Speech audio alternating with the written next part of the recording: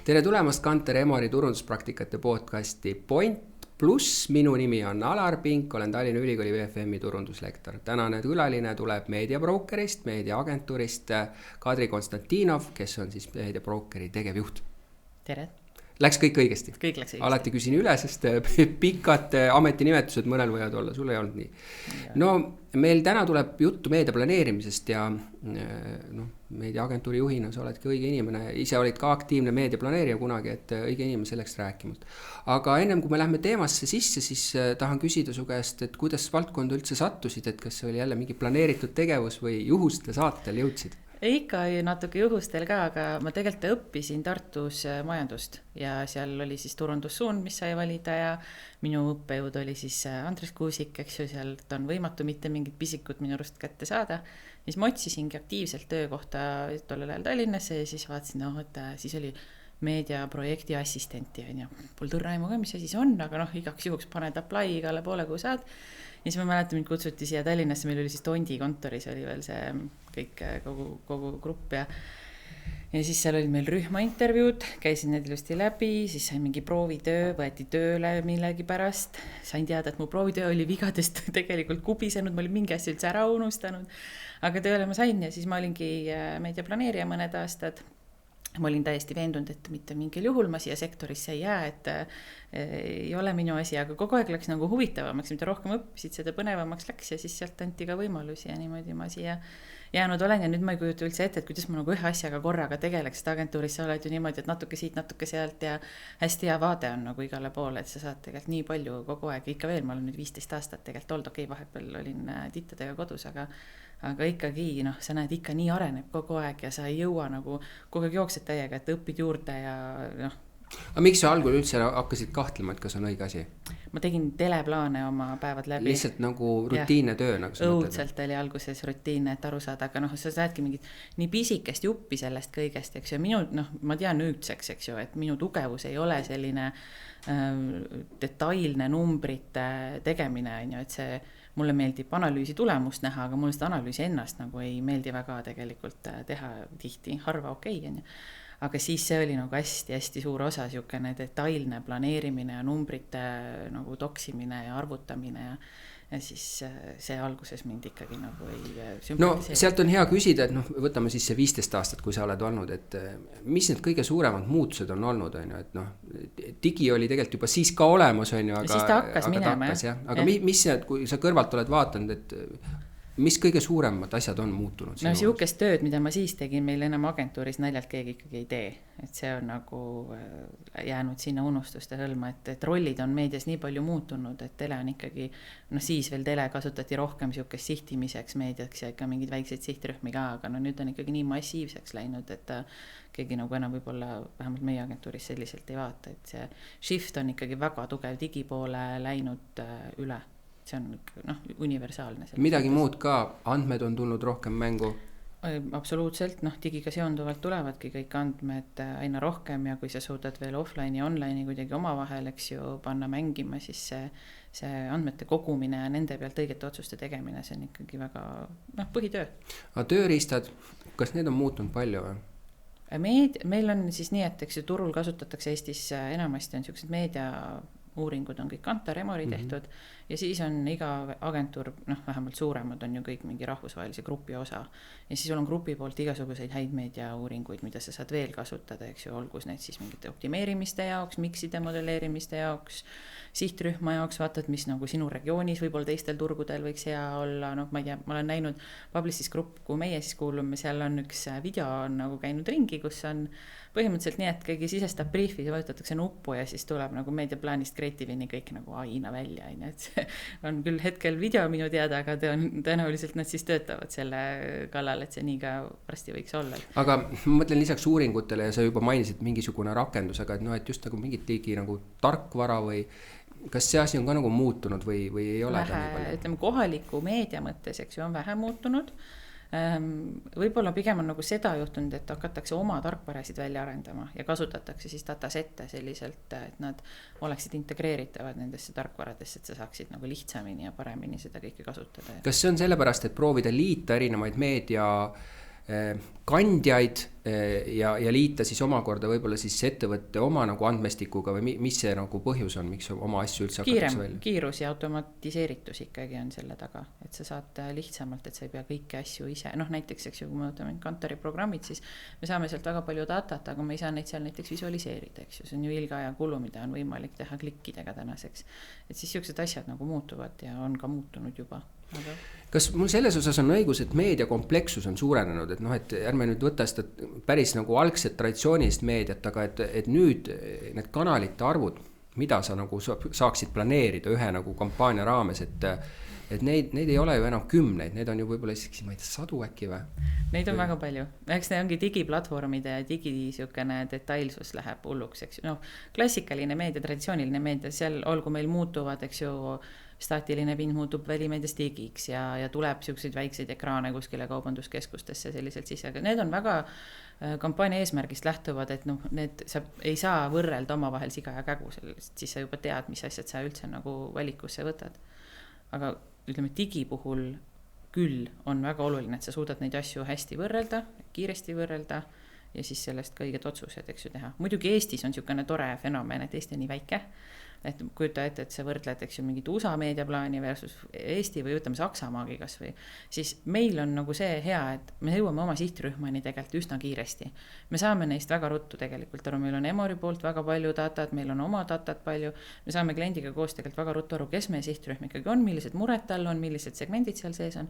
See on suhteliselt hästi veel võimalik teha nii-öelda siis vanade meetoditega.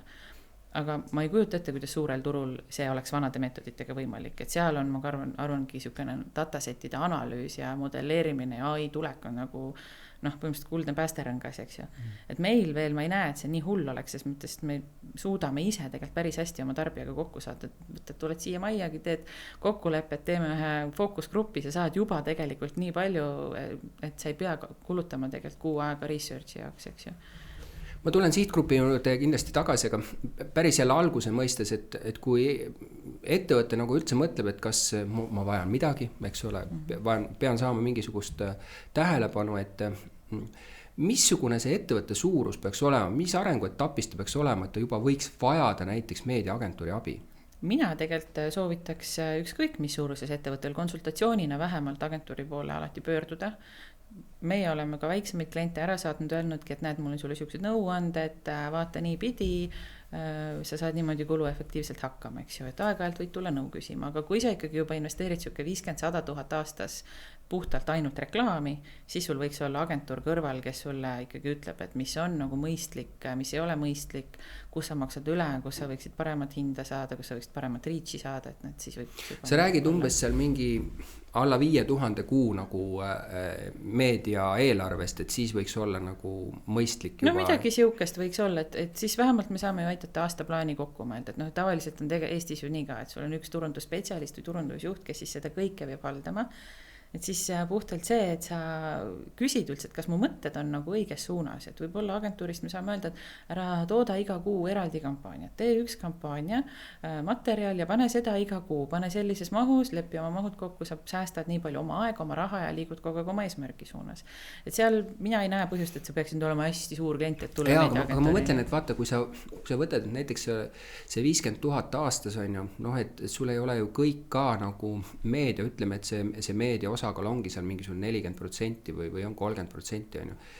Isegi kui see oleks pool, siis see tähendab, et sul on nagu 100 000 turunduseelarve, mis juba viitab mulle päris suurele nagu turunduseelarvele Eesti tingimustes on ju. Et nüüd alla nende, eks ole, et siis ei ole ime, et enamus nendest siis istub tegelikult Meta või Google'i networkides ja kas ta siis kasutab mingid agentuure nende optimeerimises või planeerimises ja siis ma loen, eks ole, mingid reklaame, kus öeldakse, et näed, et ma handlin sinu meedia seal Google'is ära 300 €, eks ole, fiina. Et siis paljud tegelikult ongi sunnitud mõnes mõttes neid kanaleid piiratult kasutama ja sest need eelarved lihtsalt ei vea välja. Nagu ikkagi päris ei saa öelda, et nagu väiksed ikkagi, suur on suhteline, aga väiksed ikkagi meil on hoopis teistsugused kliendid. ja vaata, eks nad müüvad ka tavaliselt mingeid teenuseid või mingeid asju, mida sa saadki otse tegelikult bookida endale veebi kaudu, eks. Kui sa müüksid saia ja sa ainult Facebookis reklaamiks, siis oleks nagu kehva, on ju. Sa mõtled, et meediaagentuuri oleks rohkem vaja siis peetud seele, kes on niisuguse laiatarbe kaubaga. Absoluutselt, see on nagu meie põhileib ikka. Et seal tuleb see vajadus juurde, eks ole. No võtame, et klient hakkab seal, eks ole, jõudma sinna maani, et tal on juba piisavalt võib-olla kapitali selleks, et suuremat midagi teha. Mis need esimesed sammud on, et ta võtab ühendust, mida te küsite ta käest? Saame kokku ja hakkame vaatama, mis ta saavutada tahab, et mille jaoks ta üldse meiega kohta oma tahab tulla.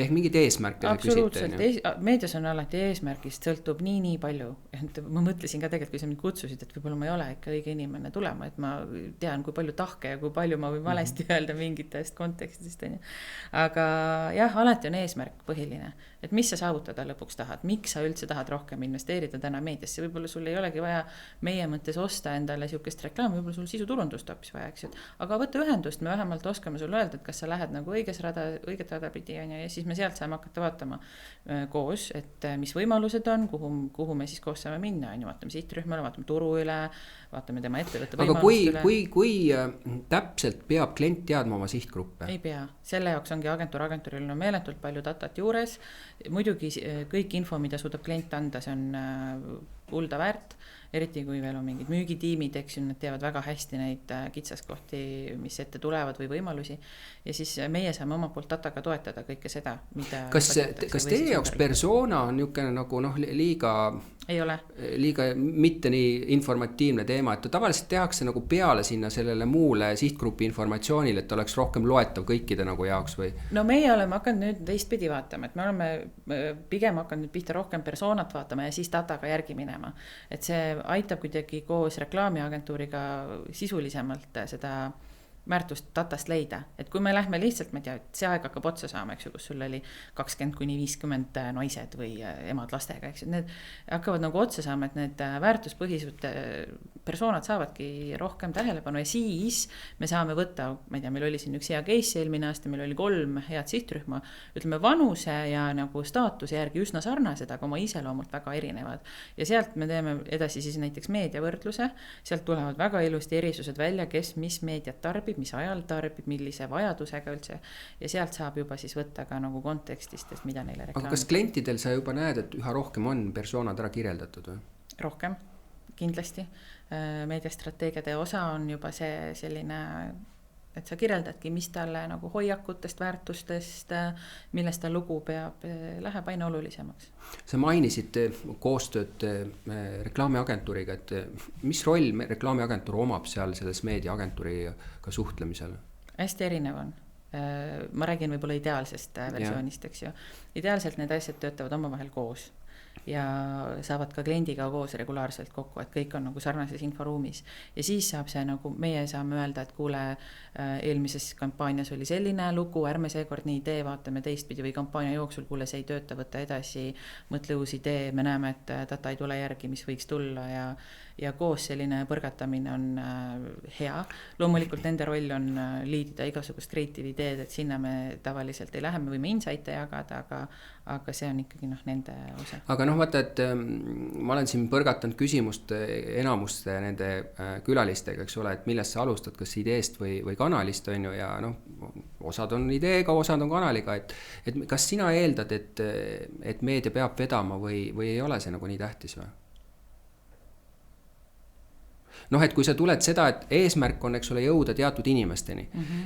Nüüd küsimus on selles, eks ole, et kui mul oleks nagu super idee on ju, et lähen välja ja käin ringi, eks ole, saan selle tähelepanu kätte sellest, see on nagu idee, eks ole, ja teine on see, et ma ütlen, et näed, nendes kanalites see persona on kättesaadav nendel ajahetkedel ja et sinna vastu me siis peaks mingit formaati tegema ja palun sinna formaadi sisse, et kuidas sa sellesse lähed? Väga suhteline, jälle ütlen, mis on üldse turundusstrateegia eesmärk. Kui sa oled võtnud ette, et me tahame socialis teha hullumeelset kampaaniat, eks, või mitte üldse, me tahame olla hullumeelsed või me tahame seal välja paista, siis siis sa tõesti ei saa võtta seal mingit vanemat sihtrühma otsa, kes seal nii kaua ei ole, aga sa saad valida õige sotsiaalmeedia platvormi, sa saad öelda, et sinna on vaja sisu ja sealt hakkame minema, eks ju. Aga kui sul on niisugune laia tarbe B2C kaup, ütleme, piim, sai, leib, auto isegi tegelikult, eks ju, siis hea oleks alguses vaadata massimeedia sisse, et kus on see mass, mida sa saad osta odavalt ja palju ja mis jõuab ka inimestele kohale. Üldiselt sellega on üsna hästi, eks ju, et kui ma nüüd reklaamiagentuuriga koos võtan, siis nad üldiselt tabavad seda päris hästi.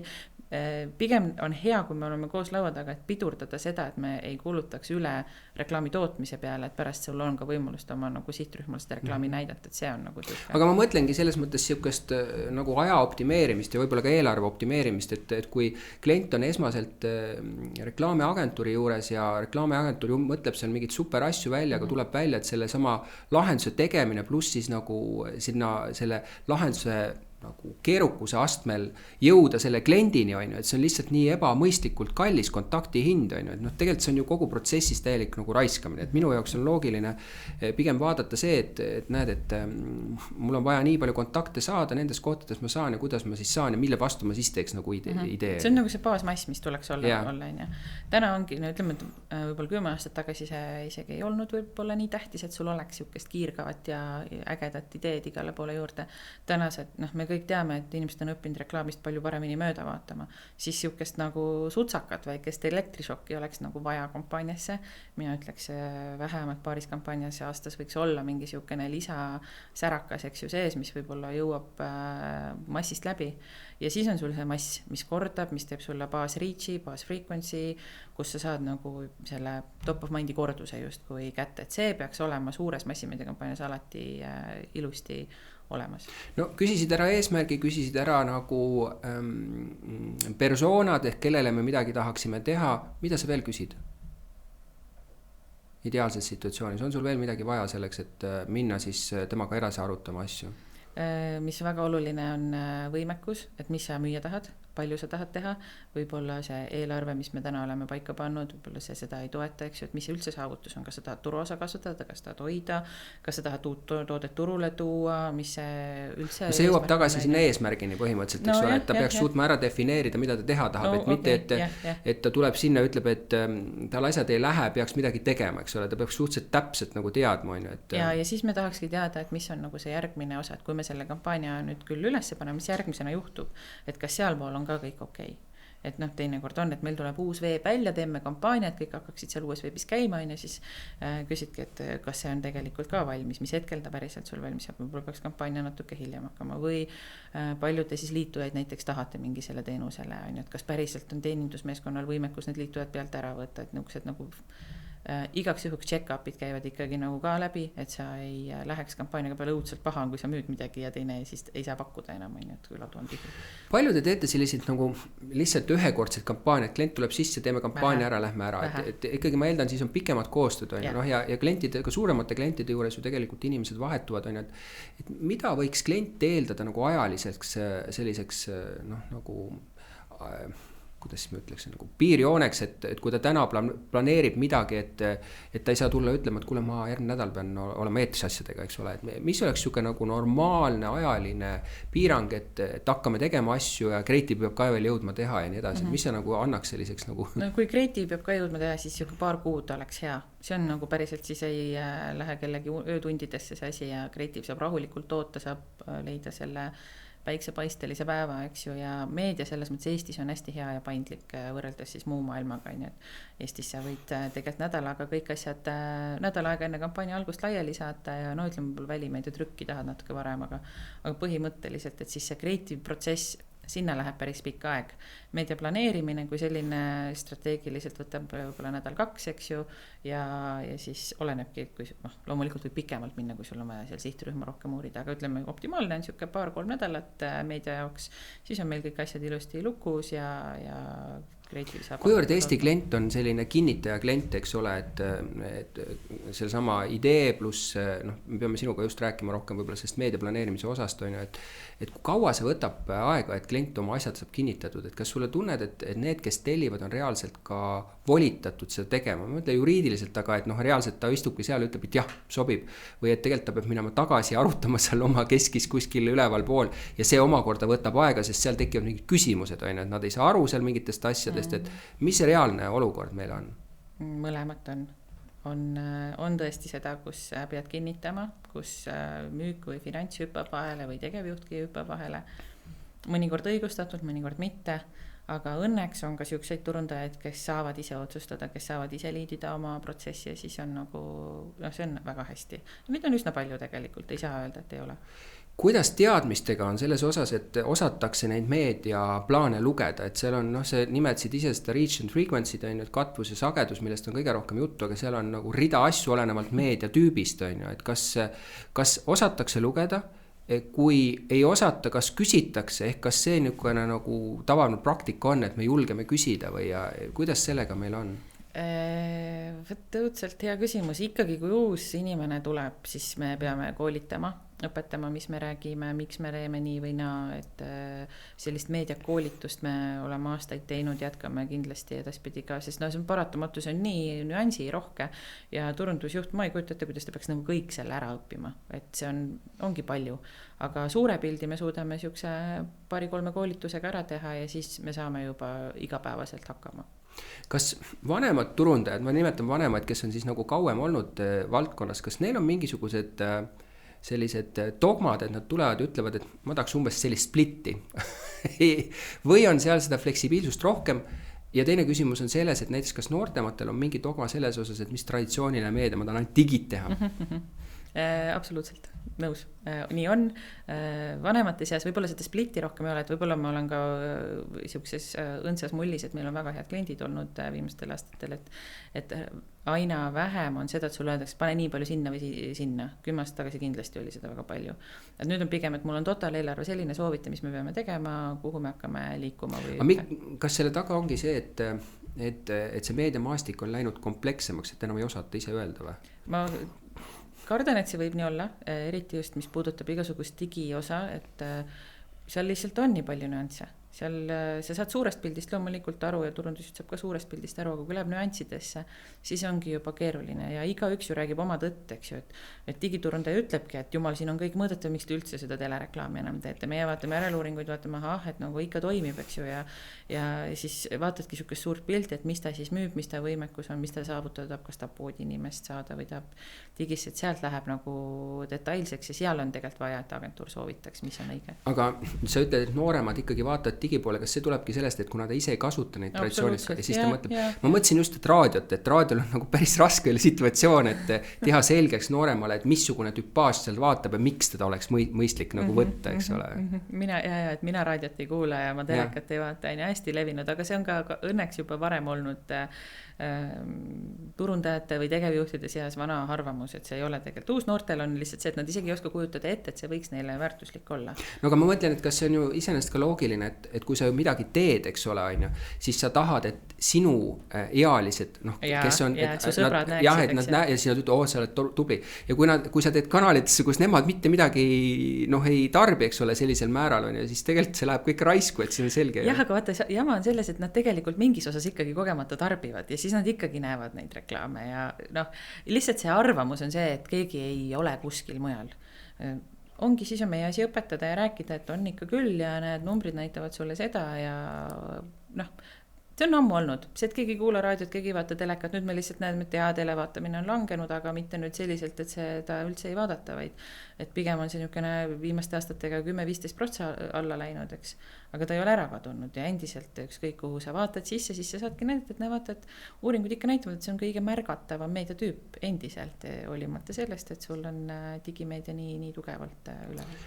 Kanalite arv, et kui jällegi kõik muidugi taandub nagu eesmärgile, aga põhimõtteliselt, et kas sa oled nagu katvuse saavutamiseks nagu pigem tahad rohkem kanalitüüpe sees kasutada või soovitate pigem teeme vähem?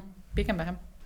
Mis selle taga on, et jõuaks ühes kanalis nagu rohkem kordi nagu selle inimeseni? Sa suudaksid päriselt nagu seal kanalis ära olla. Siis sa teedki ju, sa toodad iga reklaam, mis sa teed, sa toodad ju. Sa ei saa ühte sama asja igale poole panna, siis kas sa nüüd hakkad me siin arutasime hiljuti ka, et kas sa nüüd jagad oma väikese digieelarve selliselt ära, et sa paned siin 100 eurot ühte kanalisse, 100 teise, 100 kolmandasse. Ei ole vaja. Võta ühe kanali korraga või üks võib-olla nagu liigne kitsendus, eks ju, aga võtad oma fookuskanalid, vaatad, mis toimub, katsetad ära, kui saad sealt tulemuse, jätka, proovi järgmist juurde, eks ju, ja niimoodi võta endale mingi optimaalne amount, mingisugune 4-5 kanalit maks, mida sa siis kasutad ja mida sa teed. Sest kui sa kogu aeg igale poole paned, mõtle, kui vähe see võimalus on, et sa näed üldse, kui me mõõdame mingit digibänneri viewability't, eks ju, et kordan üle, viewability on 1 sekund, on bänner sul ees vähemalt 50% ulatuses. No sa ise ju tead ka, kui kiiresti see swipe käib. No, ja siis sa jagad selle impressioni mahu veel hästi-hästi pisikesteks tükkideks, mis siis nagu üldse silma jääb. Aga kas sa suudad isegi mingit korrelatsiooni seal öelda, et näiteks, et kui sul on või tähendab, ütleme, eelarve mingi konkreetse kampaania raames, ma ei tea, 1000 versus 5000 versus 10, et siis kanalite arv selle võrra võib kohe hakata nagu minema suuremaks, et ühe puhul sa ütled ole nagu 2, teise puhul ütle näiteks oled 4 ja ma ei tea, 10 000 puhul ütled maksimum nagu 6, eks ole, või et üle selle, kas seal võib niimoodi nagu vaadata mingit korrelatsiooni või mitte? Võib niimoodi vaadata, aga samas see sõltub su sihtrühma suurusest, eks ju, et kui sa võid ka ühes kanalis selle 10 000 ära panna, mis perioodi sa teed, eks ju, kui pigem on see nagu vaatad vaatad oma perioodi, kaua sa tahad seda toetust ja vaatad seda sihtrühma suurust, sest digis sõltub ju kõik sellest, eks ju, et kui mul on sihtrühmas 500 000 inimest, siis mul ei ole mõtet seda 10 000 võib-olla ka tükeldada 4 nädalaks, et mis ma siis lõpuks saan, eks ju, et päevaseks mahuks ära, kas sa saad seda nähtavust või mitte. Aga kui sul on väike sihtrühm ja lühike periood, siis sa võidki teha väiksema eelarvega. Siis sa võidki teha väiksema eelarvega ühes kanalis ja natukene väiksema eelarvega veel teises juurde ja on nagu split okei. Kui sa jällegi nagu planeerid mingit kampaaniat ja jällegi on nagu küsimus, võtta raske on küsida nagu asjades, kus on kõik asjad suhteline, aga räägime mingit keskmisest, eks ole, et klassikaliselt oli nii, eks ole, et sa tegid kas 4-nädalast kampaaniat või 2-nädalast kampaaniat või 6-nädalast kampaaniat, on ju. Kas seal on midagi muutunud? Oleme me näinud kiiremaks või on ikka mingisugused sellised ja eraldi küsimused selles always on, et sellest ma tahaks veel eraldi rääkida, aga et kas seal mingi ajastamise mõistes on midagi muutunud, et pikkustes, no just, et kui sa planeerid mingisugust lansseeringut näiteks, et kas me tuleme ikka klassikalise sellega, et teeme nüüd nagu tugevat 4 nädalat või et teeme 2 nädalat, väike paus 2 nädalat või noh, et ma ei saa öelda, et oleks mingit suuri muutusi olnud. Et ikkagi lähtutakse umbes sarnastest. Kui sa ikkagi lansseerid, siis sa lansseerid tugevalt. Inimene ju ei ole muutunud selles osas. Pigem sa võib-olla pead natuke tugevamaltki lansseerima, et sa läbi murraksid kui varem. Sest sa mõtled, et konkurents, eks ole, reklaamipindade mõistes on suurenenud just see, kust midagi nagu näidatakse, eks ole, ja siis sa pead kuidagi nagu tulema sealt rohkem. Ja inimene vaatab ka vähem, et seda trendline'i on me kõik agentuurid siin üle maailma oleme hädas, et inimesed märkavad vähem reklaami, et sa võid, eks ju, investeerida, ikka märkama vähem, et siis ongi veel tugevamalt ja veel rohkem vaja turundajal siis reklaamida ennast. No jah, vaata, et kui võtame 20 aastat tagasi, siis oli olukord, kus iga sellise suurema lansseeringuga käis kaaslas Eesti Ekspressi esikaas ja noh, siis see nagu sisuliselt nagu näitas, et nagu kampaania hakkas, eks ole, noh, et selline ajast on nagu möödas, eks ole, et Ekspress on endiselt olemas, aga ta ei ole enam nii relevantne nagu trükiversioonis, eks ole, et mida sa ikkagi täna ütled, et kui keegi tahab selgelt nagu Eesti enamusele näidata, et tal on mingi üks uus laiatarbekaup nagu turul, et milline see pathway või milline teekond nagu on, et ikka sama või, et on nagu tele ja võtad välimeedia juurde ja siis lähed midagi teed digis või? Kui sul on laiale Eesti elanikule, siis jah, digi, väli ja tele võiks kombineeritud olla ja raadio ma ütleks, et kui sinna sobib alati kaasa. Raadioreklaam väga efektiivne endiselt. No see on nüüd meediatüübid, eks ole, juba me oleme näiteks 4 meediatüübis on, aga kui sa nüüd kanalit sees võtad, et noh, et Signe Suurega siin ka rääkisime sel teemal, et ma nagu küsin, et noh, et jällegi on variante ju teha nii, et sa lähed ühe kanali peale, sa lähed ühe kanali grupi peale, eks ole, et kas seal on vaja nagu hoida seda või seal on ka pigem, et sa võid kasutada nii Postimees grupi duot, eks ole, kui TV3 grupi omasid või mis seal nagu need soovitused no kui sa kavatsed aasta läbi reklaami teha, eks ju, ja sul on ikkagi piiratud võimalused, siis on okei, kui sa valid ühe või teise, seda agentuur oskab sulle välja arvutada, kuidas sulle kasulikum on. Kui sa teed nüüd siukest lühiajalist 6 aega, tahad, et kõik saaksid teada, et sul oleks sealt edasi minna, siis peaksid mõlemad kasutama, siis on see reach'i nii-öelda kasvamine kiirem ja sa saad parema löögi, eks ju. Ja noh, üldiselt nagu ikka mahu asjade ostmisega, et kui sa viid ühte kohta rohkem, sa saad paremat hinda, saad rohkem kontakte. Ja Eesti elanik üldiselt, noh, ta liigub nende gruppide vahel väga palju, olgu see siis digi või olgu see tele, raadio, et nad ikkagi neid kanaleid vahetatakse, et seal ongi väike arvutamine siis agentuuri poolt, et kus sul kõige paremad tulemused tuleb. Aga mis sagedust te üldse nagu soovitate, et noh, et üks on see jah, see nagu katvuse küsimus, aga et kui tihti ta peaks ikkagi nagu jõudma? Ja räägime endiselt lanseerimisest. No jah, ma ütleks küll, seda on lihtsam nagu aru saada. No ikka siukene 3 ja 5 juures võiks ta vähemalt olla. Aga see on keskmine 3-5, eks ole. See tähendab, et reaalelus, eks ole, mõni näeb seal võib-olla üle 10 kõvasti ja mõni näeb midagi. Ja mina tugevalt usun seda, et sa peadki kuskil 7-10 korda nägema, et sa tegelikult hakkaksid mõistma, et mingi kampaania on käimas päris. No nüüd on küsimus, mis aja jooksul, sellepärast jälle, kui see on hajutatud ära 2 kuu peale, siis on jälle nagu vist küsimus. Et ütleme, et kuskil 2 nädala jooksul 7-10 korda võiksid sa seda asja näha. Nüüd klassikalises meedias, eks ole, mida see nagu tähendas kerpide mõistes, näiteks kui sa istusid nagu teles, see on mingisugune nagu praktiliselt, ma ei tea, 800 000 või üle 1000 või peaks olema või? Suurusjärk või? Jah. Võiks või? Aga kui sa nüüd kasutad... No 800, ütleme, see on valimiste maht, mis praegu ütlesid, see on rets ja seal ma arvan on suurem. Aga... Kas seal tuleb üle 70 ka või? See frequency ehk nagu nähakse tegelikult rohkem või? Tead, ma ei julge peast öelda niimoodi, aga seal ma arvan küll, et lõpus nad panevad seal 1300 ja siukseid kerpe viimastel nädalatel tavaliselt, ütleme siis mingi vabariigi valitsuse valimisten. Aga kuidas sa seda hajutad, et noh, et kui teles on nagu see selge, eks ole, et ma saan, et kui sa nagu tood tohe juurde välimeedia, kui sa tood digikanalid juurde, et kuidas sa siis nagu mõtled seda, et kuidas ma seda frequency't vaatan selle, vaata, räägitakse selle attributioni peale, et kui palju mingi asi panustab, aga et noh, et kuidas ma sellist meediaplaani võiks tegema? Agentuur teeb on omad mingid tuulid selle jaoks on, aga paratamatu on see, et meil ei ole väga häid mõõtmissüsteeme, see on üldse maailmas nagu tegelikult murekoht, et mõned üksikud riigid on oma nii-öelda siis meediamonitooringu või nii-öelda inimese plaanis siis palju niimoodi on teinud muudatusi oma siis andmete kogumistes, aga sa mõtled, et sa ei saa nagu kindel olla, et kui sa siin teles saata kätte, eks ole, kas sa saad, kui palju sa saad sama kampaaniaga kätte teda teistes et see on siuke nõrk koht, et seda cross-reach'i mõõtmist nagu actually mõttes ei ole maailmas väga head süsteemi olemas. Või no ütleme, süsteemi on, aga see on väga kallis ja me peamegi sinna nagu step by step. Aga kuidas sa siis igapäevaselt seda nagu planeerid, et kui klient tuleb, ütleb, et ma nagu, ütleme, parim praktika näitab, et võiks ikka 7-10 saada, ma ei taha ainult teles olla, tahaksin. Selle jaoks meil on ikkagi oma tööriistad olemas, kus me vaatame multi-reach'i ja arvutame, et paneme sinna sisse oma sihtrühma suurused, keskmised reach'id, keskmised frequency'd erinevates asjades või noh, meediatüüpides, eks ju, ja siis sealt ikkagi tööriistad aitavad selle nagu hinnangu vähemalt ära teha. Kas erinevate meediatüüpide 1000 kontakti nagu jällegi kas näitamised või nagu kättesaamised, kas need on võrreldavad suurusjärgud või? Ma just lugesin Best Marketingist seal samas TV3 oma rääkis, eks ole, et need välimeedia versus tele versus mäletan, mis see 3. tal oli, vist oli äkki raadio või?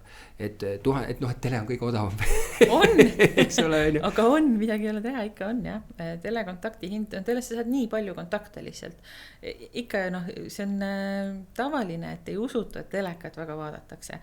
Mida rohkem sa lähed linnast välja, seda rohkem vaadatakse, mida vanemaks inimesed saavad, seda rohkem nad vaatavad. Paratamatu, et telehinnad Eestis ei ole kasvanud väga hoogsalt. Väga tegelikult aeglaselt on mingi inflatsioon seal olnud. Kui ma just, ma arvan, täna veel vaatasime üle, mis siis nagu võrdluses tuleb, et kui ma ostan YouTube'is mingi true view, mis siis päriselt on, et 30 sekki vähemalt vaatab mu klippi ära versus teles, mis maksab selle sama asja näitamine, siis see vahe on peaaegu 2-kordne tele kasuks. Hinna mõistes, et teil on, kas teie oma mõistes nagu YouTube'i võrdlete tele endaga, et see ongi põhimõtteliselt tegelikult nagu tele, aga ta on uues kanalis või? Aeg-ajalt me peame ikkagi vaatama seda, sest video on video ikka ja videoreklaam on ju tavaliselt kõige paremini toodetud reklaam. Aga kas sinna alla käis ka Reelsid oma loogika või? Reelse veel ei ole niimoodi vaadanud, aga story video on nagu küll sinna sisse minev asi, eks ju. No need on lihtsalt, kuna nad ei ole sellist asjad, mida sind sunnitakse just kui vaatama, kui võib nii-öelda Reelise saad skipida ära ja ei olegi küsimust, eks siis seda ei ole nagu mõtet võrrelda, et kui sul on skipable, et siis me peame 1 sekundi telereklaami hinda võrdlema ja siis ei saa mitte keegi enam kõrvale. Tele on siis kallim, odav ikkagi. Kuigi, eks ole, need ei ole isegi, nojah, 1 sekund ja see on nagu tõsi. Ja riili tegelikult me ju teame, et kuskil 10% on siis riilidest viewable, siukesed, mis sa paned, riil mitte reklaamina, aga story reklaam siis, eks ju. 10% on viewable, 1 sekund, ülejäänud on vähem. Et siis, mis me seal võrdleme teda telereklaamiga, nüüd on nagu öö ja päev oma vahel, ei ole mõtet. Ma ikka mõtlen, et jube keeruline on nagu esiteks seda võib-olla plaani teha, teiseks seda plaani nagu hinnata, eks ole, et kas see on nüüd nagu selline õige plaan ja nüüd ma tahan siit veel küsida ühte asja, et brand versus performance on ju, noh, et kas ma siis lähen nagu promot tegema või brändi, et kas sa siin näed mingit erisust siis vanemate turundajate ja noortemate vahel, et kas küsitakse rohkem performance'it nooremate poolt ja vanemad tahavad rohkem brändi teha või?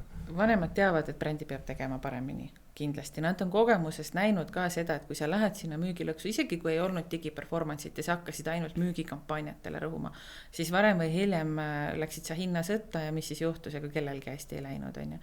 Et vanemad juba teavad seda, nad on need asjad tegelikult mingis osas läbi käinud. Siin on ka väga toredaid kogemusega turundajaid öelnud, et ma ju tean, mis toimib. Ma tean, mis minu brändidele toimib. Ja nii ongi, nad teavad, nad on ise justkui kohalikud AI-d, on ju.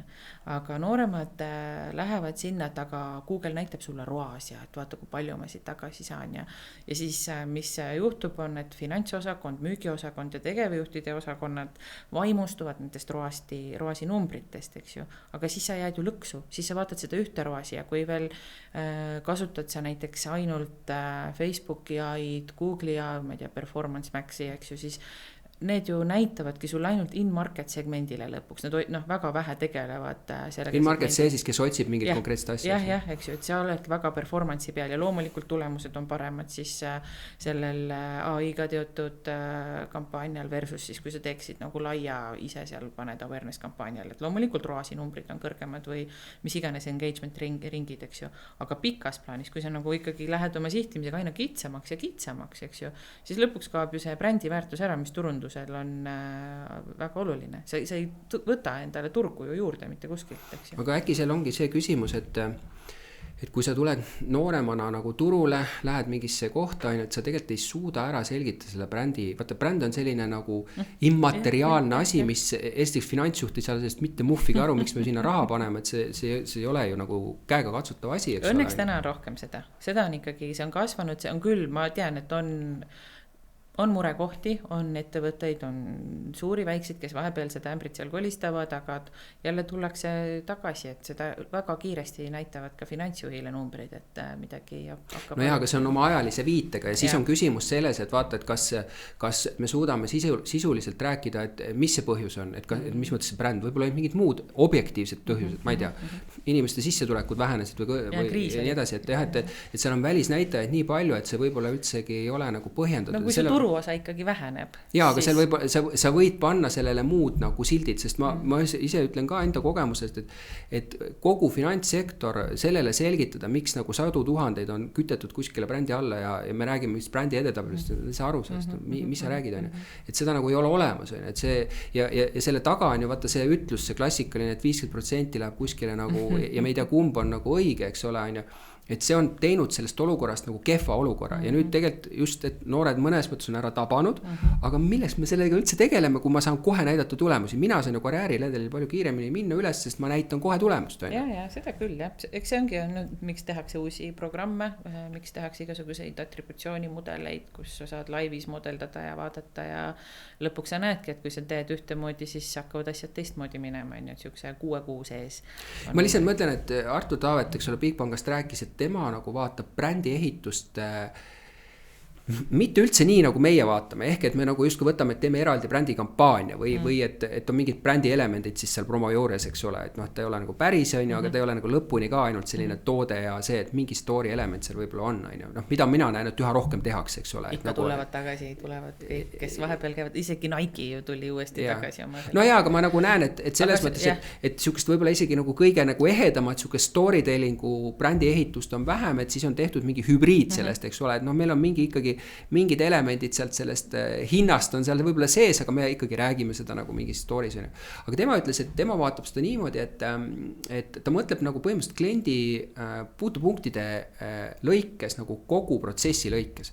Et noh, et miskis hetkes ta adub, eks ole, et mingi probleem on tal ja siis tal on mingid kokkupuuted seal võib-olla alates, ma ei tea, helistamises, ja ta ütleb, et sealt kuluneb see bränd ja brändi story tema jaoks on ju, et mitte see, et me nagu proovime mingi eraldi seisvaga, siis ma mõtlesin, et huvitav lähenemine, pole kunagi niimoodi nagu mõelnud, tähendab seda küll, et me kliendi teekonda vaatame, aga et justkui nagu öelda, et siis brändi nagu ehitus käibki läbi ainult selle on ju. Aga siis peab olema ettevõtte siseselt väga täpselt need väärtused paigas, et mis bränd me oleme, mis ettevõtte no võib-olla ongi jah. Sellisel juhul võib ta ongi seest välja, võib-olla toimib. Aga ma lihtsalt nagu mõtlengi, et vaata, et kui see lähenemise mõtle maailm on muutumas on ju, et siis noh, et ma ütlen osad turundajad. See on väga keeruline mudel lõpuks, et sul peab väga tugev organisatsioon, et sa suudaks selle välja kanda, eks inimestele ikkagi meeldivad ilusad lood, meeldib, see mõjutab meid neid edetabeleid, mis emotsioonid meid mõjutavad, huumor, kurbus, mis iganes. Neid endiselt tehakse, neid uuringuid on nii palju, et need lood brändiga, noh, okei, sa lähed Bigbanka, saad väga hea teeninduse, sul on seal, keegi elab sulle kaasa, võib-olla veel, ma ei tea, pumpab sulle rattakummi pärast täis, on väga vahva, on ju. Palju, mitmele inimesele seda räägid seda siis? Noh, sa räägid, et mul oli hea kogemus, sain hea pakkumise, no 3-4 inimesele, eks ju. Aga mis me massimeedias teeme? Me räägime korraga 300-400 000 inimesega, eks ju. Ja siis no ja kui tal on kliendi baas suur, siis ta võib-olla isegi veab välja selles mõttes, et kui need on 10 ja 10 tuhandeid, eks ole. Mingi ajalise, aga samal ajal ju konkurendil on ka kliendi baas suur. Konkurent teeb ka head teenindust, koolitab oma inimesi. Ja siis tal on veel pluss see asi juures, eks ole. Ja siis tal on veel lugu juures, et lõpuks sa võitled ikkagi top of mind'i pärast, et kuhu sa siis lõpuks jõuad, sa jõua ju alati Google'i kõige esimest otsingu sõna ära osta, see läheb sulle lõpuks maksma väga palju, kui see otsing hakkab ikkagi sealt, eks ju. Kui tihti inimene läheb otse nii, ma tahan nüüd ainult Bigbanka pakkumist. See on hea küsimus korra, et ütle, noh, et teie ju ei tegele SEO-ga, eks ole, on ju. Aga kuivõrd sa nagu üldse ütled seda, et okei, te olete seal mingid, ma ei tea, selle märksõna vastu, mis on küll tähtis teile mingi 5. lehel on ju, et kuule, et äkki võiks tegeleda kõigepealt nagu SEO-ga ja siis vaataks või ikka suuname. Aga huvitav, et Erki ütles selle kohta Einsaar, eks ole, et tegelikult teatud juhtudel nad ütlevad unustame SEO ära, sest see oleks liiga kallis ehitada sinna, tegelikult odavam on osta see nagu positsioon kohe on ju. Olenebki kui kiiresti ja oleneb ka täpselt, mis su leht on. Et selles osas ma olen täitsa nõus. Mõnikord sul ei ole vaja, aga mõnikord on sul seal, ma ei tea, SEO analüüsis sa näiteks võid saada nii head insighti oma äri, ma ei tea, teenuste arendamiseks, eks ju, et see natuke võiks sinna sisse alati vaadata, vähemalt auditi ära teha, näha, mis seis sul seal on ja siis sa, noh, ega ennem sa ei teagi, mis sa üldse tegema pead, kui sa seda auditit ei ole ära teinud. No, sama soovituse koha pealt sa just algul mainisid ka korra seda sisuturundust, on ju, et see on ka nagu huvitav, et olles siin rääkinud erinevate inimestega, et see nagu ei ole kellegi laua peal, et see võib olla meediaagentuuri laua peal, see võib olla reklaamiagentuuri laua peal. Joel Volkov ütles, et tema sellega ei tegele, see on rohkem suhtekorralduse agentuuri laua peal. Ja eks ole, klient osaliselt teeb ise, osaliselt on kliendi juures see suhtekorraldajate juures, osaliselt, et kus laua peal ta peaks olema? No meil ta ikkagi on laua peal, ikkagi, sest kõik ta minu arust on niisugune väike ekstra, kus sa saad natukene mingit teenust veel juurde rääkida ja see ongi hea, kui sa oled korraga laua taga reklaam, klient, meie, võib-olla PR, me oleme korraga laua taga, siis meil ikkagi kogu aeg ju see kataloog peas käib, mis võimalusi sul on veel teha ja võib-olla mõnikord sul ongi mingit teenust vaja rohkem avada või mingit toodet rohkem selgitada. Aga noh, ja siin antud juhul me sisuturundusest, eks ole, on 2 asja, on see nagu Hando Sinisaluga sai räägitud, et see, meil on natuke ära lörtsitud see nimetus, sest see on sisuturundus on nagu see artikkel, mida me ostame, eks ole, positsioonina, et me ikkagi mõtleme sisuturundusstrateegiat, kus me siis nagu omatud kanalites istume, eks ole, on ju, ja me võime ka seal boostida neid asju, ehk nagu on ju, aga et ma mõtlen just niisugune nagu isejuhitav sisu, on ju, noh ja sellepärast nagu mõtlen, et see ei ole klassikaline meediaagentuuri teenus, sest kliendiagentuuri mõnes mõttes võiks teha sealt seda noh reklaami, noh mitte reklaami, sisu boostimist on ju, et maksab juurde või siis ütleme see influencer turundus, eks ole, mis on siis ka tegelikult seotud sisuturundusega, et seda tuleks just kureerida, et kuidas sa sellel puntrale otsa vaatad? Ja seal on ikkagi hea, kui sa oled ise kliendi poolt vead seda, sest see läheb nii enda materjalide, enda asjade jaoks, kui vähe on, ma arvan, neid kliente, kes suudavad mingit agentuuri selles osas 100% usaldada ja siis nagu sa mainisid seda kinnitamisprotsessi on ju, et siis see läheb nii pikaks, et see igasuguse sisu tootmine peab olema ju väga kiire. kui sa teed seda tänase trendi järgi, aga järgmisesse kuusse, siis sa juba oled hilja. Nii et ükskõik, olgu see sul email, olgu see sul mingi ma ei tea, kliendi pakkumine, olgu see sul sotsiaalmeedia sisu, TikTok, Insta, mis iganes. See on ideaalne, kui sul on ikkagi kliendi enda poolt keegi, kes seda veab ja kasutab siis lisapartnerit. Kuule, aga see on nüüd minu meelest tähtis insight, mis sa tood, see kiiruse küsimus on ju. Ja just jälle refereerime, kuna mul oli Taavetiga oli hiljaaegu see, et ta ütleski, et tema tegelikult jättis agentuurid sellepärast välja, et protsess on liiga pikk. No, ütleme sisu mõttes küll. Ja aga üldse, ta ju vaata, nad teevad ise ka digimeediat ja edasi ja sellepärast, et ta ei saanud aru, et see protsess võtab liiga palju aega, et tuleb inimesed laua taha, eks ole, see suhtlemine on, ta tahaks asjad kiiremini toimuks on ja nii edasi. Ja kui me räägime siis klassikalisest nagu planeerimist, ma küsisin, palju võiks olla 2 kuud on ju, uus generatsioon ütleb, et kuule, get real on ju, 2 kuud, see on juba et massimeedia mõttes küll, aga sotsiaalmeedia mõttes ei ole see okei. Ei, aga ma mõtlengi, et nüüd, et jällegi, et ma proovin nagu aru saada, miks vahel asjad on nagu ebakõlas, et miks kliendid nagu tahavad midagi muud kui agentuurid ja see on nagu klassikaliselt kogu aeg nii olnud, on ju. Ja ma olen sellest, eks ole, aru saanud, et traditsioonilist meediast, ma olen seda korduvalt öelnud, digisse ülemineku põhiprobleem oli selles, et seal ei olnud toimivat agentuuri mudelit, kus nad raha saavad teenida, eks ole. Neil oli vana mudel ja siis läks aastaid aega, seal prooviti sellest jamast lahti saada, äkki see ikka ei lähe nii hulluks ja nii edasi, on ju. Ja siis lõpuks võeti see vastu ja leiti toimiv mudel, eks ole. Et saab traditsioonilise ja selle kokku panna on võimalik raha teenida. Ja selle püünes tegelikult teksid see sama Mediabrands Digital, mega edukad, müts maha nendest. Nad olid õigel kohal, õigel ajal investeerisid, nad tajusid ära selle kliendi ootuse, on ju.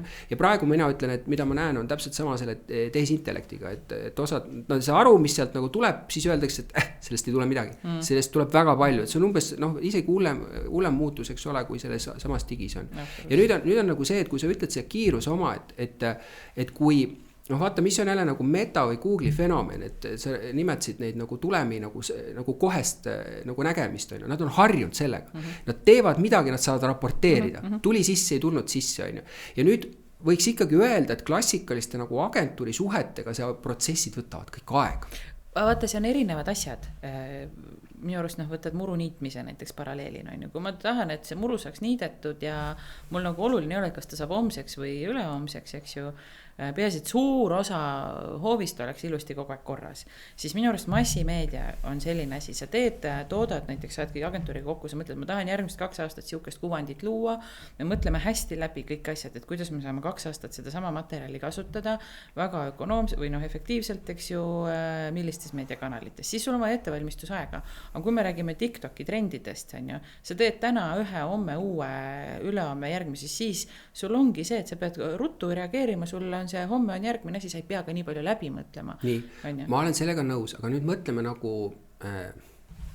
lähenemist, on ju.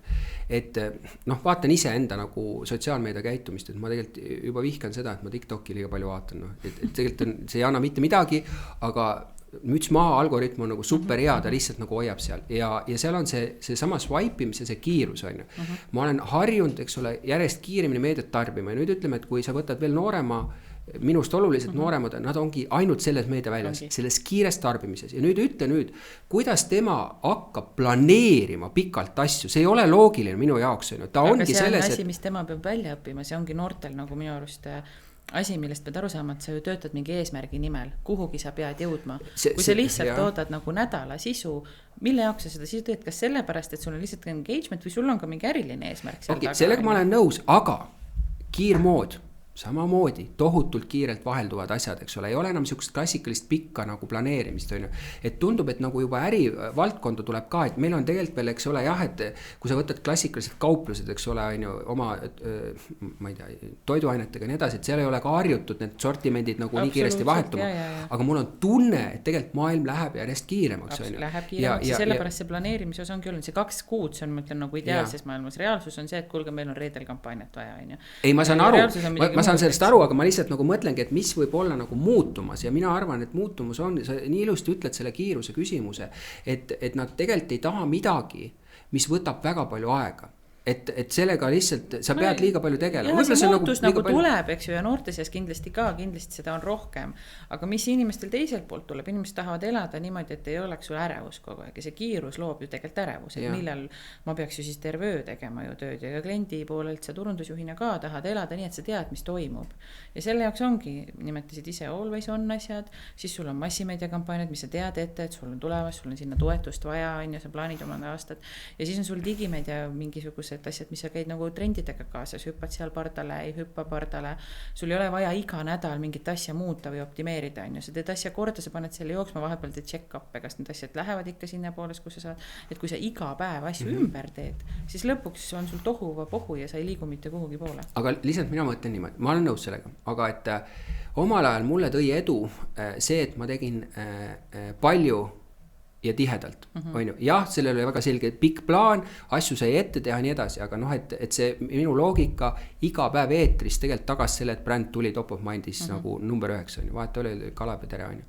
Ja alusloogika oli selles, et keda sa rohkem nagu tahad kuulata, kas seda sugulast, kes karjub 1 kord või 2 korda aastas, mis olid klassikalised, eks ole, reklaamiagentuuri poolt tehtud siuksed suured kampaaniad, või selline sõber, kes kogu aeg käib sul, räägib, eks ole. Noh, seal on see alusloogika. Ja nüüd oleme täpselt samas situatsioonis, lihtsalt me oleme veel suuremas meedia väljas, sellepärast neid variante on veel rohkem ja me ei saa enam niisuguse klassikalise teen kampaaniat lähenemisega olla, mis võib-olla natuke jälle, et sellest üldse välja paista, võib-olla peaks uuesti tegema suuri asju vähe. Mis sa silmas pead teen kampaaniat, mis see aken on seal ajaliselt? No vaat, ja nüüd ma ütlengi seda, et minu jaoks enam ei eksisteeriks seda, et ma ütleks, et peaks olema kogu aeg paralleelselt väga paljude kampaaniatega eetris, on ju. Ja kampaaniad on mõnes mõttes, noh, neil on mingi ajaline asi, sest sa teed mingit pakkumisi ka, on ju, aga nad ei pruugi olla, kui sa teed nagu brändi. Ja brändi ainukene küsimus on tegelikult, mis minu meelest määrab, on see väsimuse teema. Et see saturation, mis võib tekkida sellest konkreetsest sõnumist, et kui tihedalt siis sa peaksid vahetama, kui me arvestame, eks ole, et digimeedias see katvus ja eks ole on ka päris suur, on ju, eriti veel, kui me istume sisuturungusega seal sotsiaalmeedias. Ja vaata, nendele küsimustele tegelikult ei ole mingid vastuseid. Neid on ka palju uuritud tegelikult. No, näiteks, kui me võtan telenäitena, on ju, tegelikult seda võid sa paljundada ükskõik kuhu.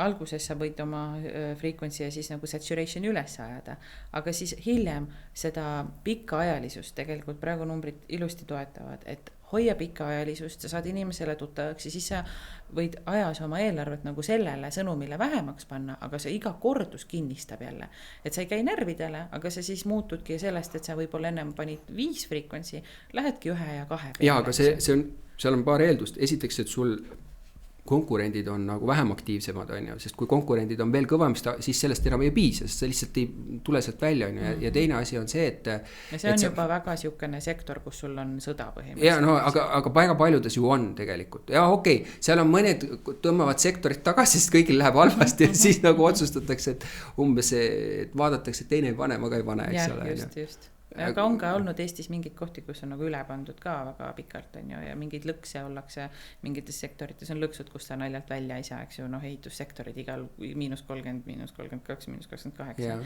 Et neid on ja noh, ma ütlen, et ainuke võib-olla, kus on siuke õigustatud iganädalane suures mahus on toiduketid. Et seal tõesti sul on see, noh, vajadus on püsiv. Kogu aeg tuua see endale, eks ole, valikus on. Jah. Aga mõnedes asjades ongi nii, et sa ei tohikski tegelikult always on olla kogu aeg, et sa peaksidki laskma väikse pausi, sest siis ka su märgatavus jälle on parem pärast seda pausi. Aga ma ei tea, ma saan aru sellest, aga ma nagu sisemiselt võitlen sellega, et nagu sotsiaalmeediaga on, eks ole, et kui ma loen nagu USA, eks ole, lähenemist, et seal öeldakse, et sa pead juba mitte me räägi nädalast ega päevadest, vaid me räägime, et me peame päevas olema nagu mitmeid kordi uue asjaga eetris.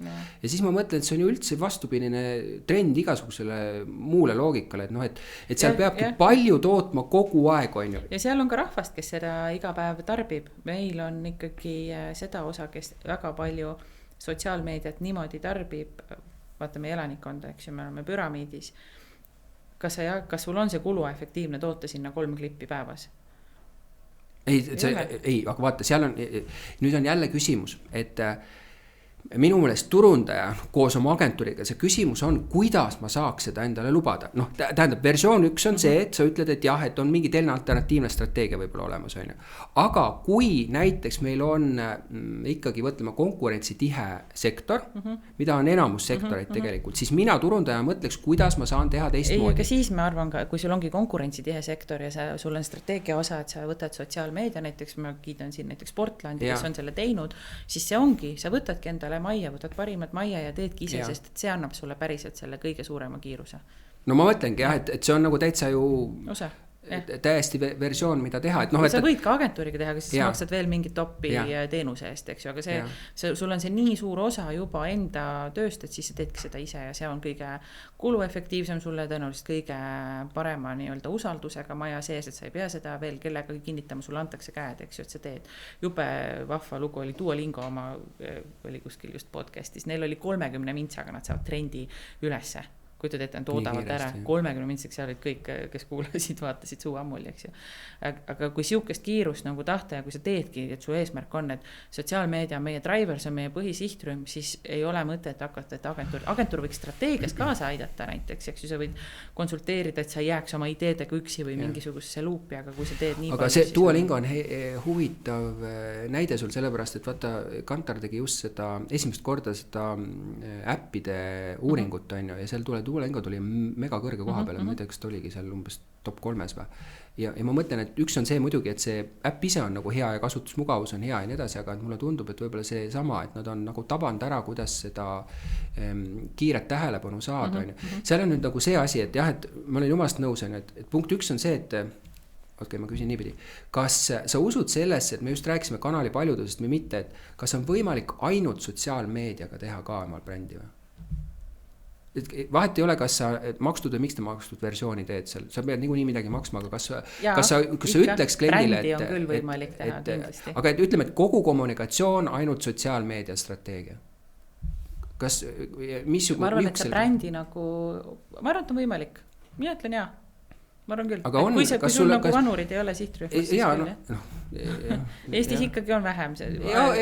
Olen sellega nõus, aga noh, et ütleme, et sa ei pea ka katma kõiki oma sihtgruppe, et sihtgruppidel on ka, et turundajad tihtipeale unustavad ju ära, et kui isegi persoonadega, et meil on mingi primary ja siis meil on secondary'd, eks ole, et sa võtad selle, kui sa head tööd selle primary'ga teed, võib-olla sa juba saad oma asja kätte, aga no, et sa, aga kas sulle on olnud, noh, sa teed Sportlandi näite, aga et on kliente, kellele sa ütledki, et kuule, jääme ainult sotsiaalmeediasse ja teeme head sisuturundust, on ju? Meil ei ole olnud. Ei ole. Meil on ikkagi kas nad on siis ikkagi nad on põhimõtteliselt võiks öelda nagu väiksemad kliendid, jällegi väike oli suhteline, sest ja ma arvan, et ei ole vahet, kas sa oled suur või väike, kõigil on võimalik sotsiaalmeedias oma sisu teha, kui sul on see julgus, otsus ja see strateegia seal taga. Ja, aga vaata, see on minu jaoks nagu selline, noh, kuidas ma ütlen sulle, nagu küsimus ka koht, et jällegi Bigbankaga rääkides, et ma küsisin, et ka kuidas sa nagu kinnitad või otsustad kiireid trende.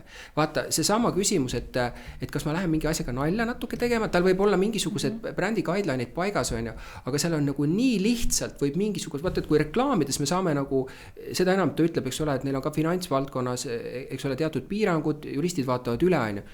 Kuidas sa saad kiiret sisuloomet teha sotsiaalmeedias ja seda kogu aeg kinnitada, et kas seal on nagu õigesti tehtud seaduse mõistes ja kõigis muud? Minu meelest ei ole ja üks on seadus ja teine on see tunnetus, nagu sotsiaalne tunnetus, et kas ma mängin mingi teemaga niimoodi, et ma vihastan kedagi. Sa ei oska vaadata, sest seltskond, kes teeb, ei adu seda. Et seal on hästi palju selliseid nagu riske sees. No see on, ma arvan, võib-olla sina ei oska, võib-olla mina ka ei oska, aga ma usun, et mingi vend oskab, kes on väga tugev sotsiaalmeedias ja ta on selles rütmis kasvanud ja noh, sotsiaalmeedia ei ole ju tegelikult müügiplatvorm, sa küsisid brändi, eks ju, et kus on võimalik brändi ehitada, siis kuidas sa seda teed, vihastada võid ka inimesi, see on ka okei. Et see, ma arvan, et õige inimene oskab selle ära teha. Et kui sul on see, et ma arvan, igaüks ei tasu, eks ju, et sinna minna, aga kui sul on see mõte, sul on visioon, kuidas see asi toimib, millega sa oled nõus leppima, sotsiaalmeedias, mida rohkem sa kedagi närvi ajad, seda parem on. Jaa, aga ma mõtlen, et ettevõtte juhina mul oleks nagu sellega suur küsimus, et ma delegeerin potentsiaalselt suure kriisi endale kuhugile ühe inimese kätesse, võib-olla on isegi 2 inimest, et ilma nagu omamata mingisugust ülevaadet, mis hetkel see jama võib tekkida. Et seal võib tekkida sisuliselt mingisugusest 200 eurosest asjast nagu mingi meeletu probleem, millega ma nagu tegelen, eks ole. Jaa, aga vaata, kui sul on jälle toode selline, no ma ei tea, palju Wise või mingi siuke suurem asi on meil teinud traditsioonilist meediat või Boltki palju ta traditsioonilist teeb. Ta on isegi välimeedias olnud. On küll olnud, aga see on ikkagi väga marginaalne osa, et see on ju kõik läbi digi ja sotsiaalmeedia tegelikult kasvatatud asi on ju. Ja see on lihtsalt, et see toode ise võib-olla inimestele juba meeldibki ja siis sa saadki seda kasutada, see peagi hakkama hullu panema mingi, kujuta, et Bolt teeks telekampaania, ma ei kujutaks elu sees seda ette, aga ma ei ütleks, ei ole halb mõte üldse, aga lihtsalt ma ei kujuta ette, et ma arvan, kui ta IPO-t hakkab tegema, siis ta võib-olla isegi teeb seda. Aga ma arvan, et ka seal ei ole vaja, aga IPO-dega mina sain siin hiljuti ühe piki pead asja, arvasin, et ühte eesmärki ei ole võimalik ilma kampaaniate teha ja tehti on ja, et ikka juhtub vahest siukseid asju, tuleb ette. IPO-d on nii popid ja kuule nad juba inimesed, sellele juba nii oodatakse, et see on nagu pigem on kalendris inimestel. Jaa, seda küll. Oot, ma tahan veel korra seda sotsiaalmeediat, üks on see nüüd see sagedus, et kui tehakse näiteks päevas mitu asja, ma mõtlen ikkagi nagu seda, et kuidas on seda nagu võimalik tasemel teha, et nii, et see meeskond, isegi kui sul on see 3-4 inimest, et läbi ei põle. Sest sul on ikkagi nagu pressure, vaata jällegi siukest nagu Google'i reklaami on ju lihtne teha, formaat on ees, pane need pealkirjad sinna sisse, eks ole, ja ta seal ise midagi rullib, eks ole. Ma arvan, et see on võib-olla, sa peaksid võtma ühe siukse hea tiimi endale podcasti ja kuulamagi, et kuidas see tuleb. Loomulikult ideede, seda me kuuleme küll, et ideede ja muresid on, aga ma ei saa öelda seda, sest ma ei ole siukses tiimis kunagi olnud, eks ju. Et võib, noored ju elavad selle nimel, et sisu toota. Nad ei suuda oma tantse ja mänge ja trende ära filmida, ootavad, neil jääb elu seisma selleks, et mina ise ei samastu sellega, kui kindlasti on neid inimesi, kes elavad selle nimel, et seda nii, aga ma jällegi tulen tagasi jutuga sellest, et kui meil tuleb noorem generatsioon paratamatult turundusjuhtideks aina peale, ma mõtlen, et kas see mindset ei või olla seal, et sa oled nagu selles klassikalisest räägid oma katusest ja et talle tundub see siuke kosmoloogia, mille asja sa räägid mulle, et siin mul sagedus, ma teen siin asju ja mis asja ma siin pean mingit õudset reklaami ehitama ja nii edasi, et mul see asi kõik toimib, et kas meil ei toimu see rullumine hoopis nagu kuskilt teisest kohast või? Aga võib-olla ongi hea. No ma ei tea, sellepärast ma nagu räägingi. Aga võib-olla see ongi hea, et nad natuke rohkem suruvad ja rohkem toodavad sinna head sisu ja küsivad ja siis meie saame agentuuridena näidata, et kui sul on sihtrühm ikkagi nagu muudes kanalites ka, et siis võib-olla kui sa lisad saate juurde, et ma toon näite, et meil on ka näiteks B2B kampaaniaid olnud, kus müügiinimesed tulevad ja ütlevad, kuulge palun pange see tele tagasi, me ei saa uksest muidu sisse. B2B teles. Sa räägid sellest, et kuna ei ole nagu brändi recognition'it, et inimesed ei tea, kes on, siis ei ole usaldust, eks ole, et see on see põhiküsimus, et ta isegi on võib-olla näinud seda pakkumist, eks ole, aga ta lihtsalt ei tea, et kas see nagu pakkuja taga olev ettevõtte on nagu piisavalt võib ka tuttav ettevõtte olla, lihtsalt sellel on omad mõjud ja meie saamegi siis aidata, et kui sa nagu oma ärilistele eesmärkidele nii kiiresti järgi ei jõua, siis me saame öelda, et aga proovime neid juurde, vaata mis juhtub, on ju, testi ära, saad teada, kuidas sinu brändile see toimib. Ja hea on, kui mõtlen täna, mis ma näen nagu muutusena, et see data kogumine on aina suurem ju. Meil on juba ju marketingi database'id, kuhu sa võtadki oma info kõik sisse, oma brändi info. Tuleb uus turundusjuht, tal on mingi info nagu ees, ta saab sealt vaadata, et mis varasemalt on toiminud, siis ta juba saab sealt mingit insighti, kuidas ise toimetada ja noored inimesed on ju datale selles mõttes väga avatud. Okei, aga teatud informatsiooni, kas ma ütlen, et mina näiteks ei tea siiamaani, et kui ma tulen sisse, ma olen teinud mõõtmise ära, et mu brändi aidatud tuntus on näiteks 56. See näitab, et eks ole, pooled teavad, aga üle pooled ei tea, eks ole, et võiks olla ruumi, et kas on sellised, et tulevad sisse, ütlevad, et kuule, et selgelt on vaja tõsta, et hea eesmärk on ka väga, et ma ikka sõnastan ära, et kas ma siis tahan 10% või 20% tõusta või on nii hullu meil, et ma tahan 99% saada, mis võib ka olla eesmärk, on ju. Et kas sa oskad öelda neile valemi, nii palju teeme, nii pikalt teeme, panustame ja garanteerin, et tuleb selline tuntus? Kui me kohe peale kampaaniat mõõdame või mingi kuu jooksul, siis enam-vähem suurusjärgu saame öelda. Ei, aga sa pead ette seda talle ütlema, et ta ütleb, et kui palju. Kas seal on mingi korrelatsioon, et 10% nagu tähendab, ma ei tea, 50 000 või 100 000 panustamist poole aastaga või aastaga või? On mingi korrelatsioon? Kusjuures neid korrelatsioone ei oska öelda. Mina ei tea, et nüüd olemas oleks, aga teil on mingi siis parim praktika tegelikult tekkinud, et sa võid öelda. Meil on nii palju neid järeluuringuid ikkagi tehtud, et sa juba midagi suudad öelda. No ma ei ütle protsendipunkti täpsusega, 10 täpsusega ikkagi enam-vähem sa oskad öelda, et mis siit juhtub, eks ju. Et seda saab ja on ka mingid modelleerimistarkvarast meil, kus sa saad vaadata oma history pealt ka seda, et mis siis nagu võiks olla. Aga sealt edasi, et ma ei tea, 76% on aidatud tuntus nüüd saavutatud, või tähendab, ütleme, me olime 46 peal ja nüüd me oleme siis aasta sellega, kas see korreleerub kuidagi ka turuosa suurusesse või?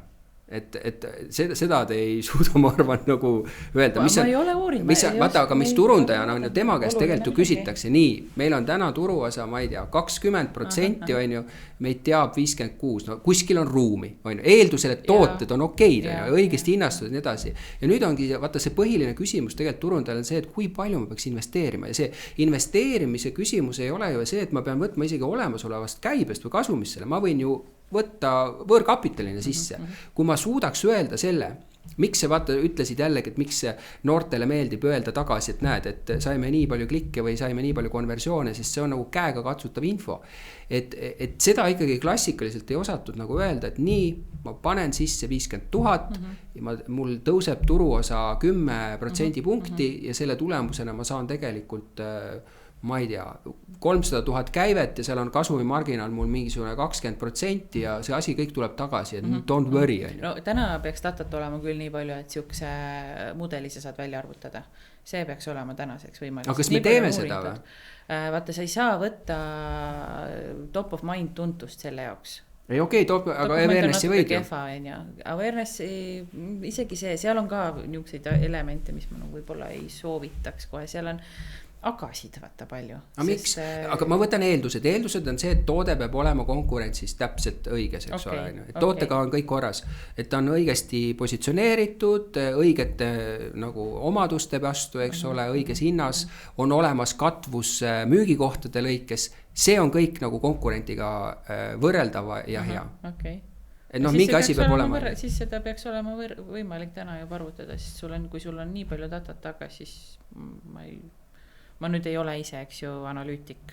No mina lihtsalt mõtlen seda, et eks ole vaata, kui kaua ma olin ja mina ei suutnud sukust mudelit välja mõelda. Ja ma ei tea kedagi, kes oleks, ma saan alati hakata küsima, aga et me oleme väga kaugel sellest minu meelest. Ja vaat sellepärast ongi see küsimus, et tegelikult meil nagu peaks kuidagi olema, et isegi ma olen rääkinud siin nagu teoreetiliste omadega, et ega seda materjali ei ole nagu palju üldse, mis nagu räägib, et mingisugust katseid on tehtud, aga vähe, sest seal on jälle üks küsimus, ega siis loogika järgi ettevõtted väga ei taha ju jagada seda, eks ole, see on ju kallilt tulnud informatsioon. Nüüd tuleb see sünteetilise data osa mängu, mille pealt juba hakatakse mängima, see ju võiks aidata. See on tõsi. Hea, et sa selle nimetasid, mis sa arvad, kuidas on meil turundajad vastuvõtlikud sünteetilise data potentsiaalse kasutamise osas? Ei usu, et väga avasüli võtavad. Mis sa arvad, mis seal kõige, mina ütlen kohe ette, tohutult usun sellesse, ma arvan, et see on väga hea asi hoidmaks kokku raha ja seal on valideerida võimalikku küll ja küll seda, eks ole, palju odavamalt kui, ja seal võidavad siis see, kellel on andmemahud olemas kuskilt, on ju. Et miks sa arvad, nad oleks nagu siuksed, ma ei tea, mis asi see, kas teataks üldse, mis asi see on või? Pigem ma alustaks sellest, et veel ei teata, mis asi see on, ega ma isegi nüüd nii täpselt ei tea. No ma ei küsi su käest definitsiooni. Definitsioon ei ole tähtis, aga põhimõttel on selles, eks ole, et meil on mingi varasema andmepunktide pealt me hakkame projektseerima ja täitma sellega uusi nagu potentsiaalseid tegevusi, eks ole, et mis me arvame, et kui me teeme nii. Hea on nagu räägitud ju sellest, et kellel ei võiks olla sellist persoonad, kellega me saaks nagu chattida. Ja see on põhimõtteliselt sünteetiline persoona. Neid on isegi minu arust tehtud. Ja need on juba välismaal on juba service'ina, eks ole. Aga turundaja on see hea, et ma küsin ta käest, et kuule, mis sa arvad sellisest nagu mõttest või asjast. Ja see on tegelikult, seal ei ole midagi, seal on mingi andmestik olemas. Ma arvan, et üha rohkem me lähme sinna sünteetilise poolde, sest eriti mis puudutab nagu tarbija vaadet, et reatarbija vaade on lihtsalt nii kallis. Ja sul on sünteetilise data pealt seda palju mõistlikum teha ja siis valideerida nagu reaaldataga, eks ole. Ma arvan, et see on nagu ainukene tee mingi tuleviku suunas. Ma arvan, väikestel meiesugustel igatahes, et see aitab väga palju edasi ja just ükste modelite loomisel või mis siis juhtuks, kui me nii teeksime, eks ju. on vaja lihtsalt väga häid data scientiste, kes seda oskaksid meile või siis tulevad rakendused, eks ole, mis noh, et vaata, et kui tehisintellektist, eks ole, mida enamus on võtnud nagu kasutusele, ongi sellesama ChatGPT, see sama chat on ju, et seda nüüd nagu, ma vaatan tudengite pealt, ma natukene nagu õudusega mõtlen tegelikult, et kodutööde tegema, mul oli eile kodutöö, eks ole, turunduses pidid positsioneerimist tegema ja SWOT-i ja nii edasi 40 tööst võib-olla 2 ei kasutanud, kõik kasutavad ja sa saad sellest, ja ma ei keela seda, on ju, aga sa saad sellest aru, kuidas see üles on ehitatud nii. Lihtsalt mu küsimus on selles, et nad usaldavad 100% seda, on ju, et kui me käime kodutööd üles, seal ei ole, noh, kõik ei ole õige tegelikult, ega see, nad ka nagu ei pane alati, eks ole, õigesti. Ja siis ma ütlen, et aga miks nii, no ta ei oska vastata sellepärast, et see on tal ees. Ja nüüd ma sealt nagu mõtlen, et kui sa tuleb tööturule, see on hea, et ta oskab kasutada, aga kas meie tulem hakkab siis olema sellest, et ma annan sul, noh, nagu ütleme, et sinul on meediaplaneerija, on ju, ja siis sa ütled, et kuule, et mul on siuke klient, eks ole, tahab siukest asja, ta läheb sinna promptib sisse ja küsib, et kuule, mis on nagu parim jaotus ja asi, on ju, ja siis tehakse ära ja sealt tuleb võib-olla selline nagu keskpäraselt täitsa okei asi, on ju.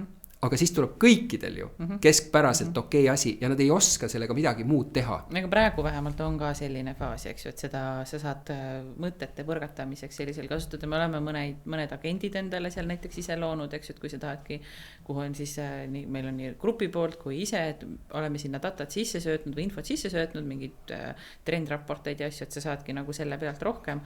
Aga täna see on nagu siukseks päris tööriistaks, ta ikkagi nagu veel ei saa võtta, aga mis on tulnud, on omamoodi siis veel mingid Microsofti Copiloti osad, eks ju, seal me küll nüüd alustame, et kuidas me saaksime rohkem ja rohkem seda nagu ära kasutada, mis meil ja ütleme, et lähiaastatega see asi saab väga heaks, on ju. Aga siis on küsimus, mis on nende erinevate nagu rollide roll? Noh, et meediaplaneerija, mis roll tal siis jääb, on ju? Sa ütlesid just ise alustasid, eks ole, mingi tele nagu no, füüsilist planeerimist, eks ole, ja nüüd on, et mis see roll siis on? No eks lähebki lihtsamaks. Läheb jumal tänatud, töötajaid on väga keeruline leida, et lähebki lihtsamaks selles osas, et kui mingi automatiseeritus tuleb, aga alati see human touch, ma arvan, et see ei kao kuskile. See erilise idee välja mõtlema, kuidas sa teed midagi ekstrat, et sellest nagu keskmisest numbrist parem olla. Kas see keskmine number üldse on asi, mida ma peaksin vaatama, kas ta soovitab mulle ikkagi nagu suurepärast asja. Loodetavasti see mudel areneb sinna, et ta suudab suurepärast asja saavutada, aga siis muutub see suurepärane ikkagi keskmiseks, sest et kõigil on suurepärane. Et inimesel jääb ikkagi see loomingulisus ja see osa, ma arvan, juurde.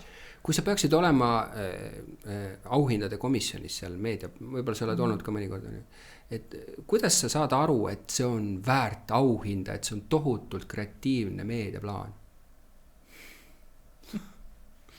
Ei oska vastata. No aga mida sa vaataksid, et sa ütled, et vaat see on hästi, noh vaata no, nagu me hindame reklaame. Ütleme nii, et kui sa leiad sihtrühma kohta mingid nüansid ülesse, mis on nagu nii naela pea pihta ja siis sa oled need suutnud ära kasutada meediaplaanis. No näiteks, ma ei tea, võtame Viiner.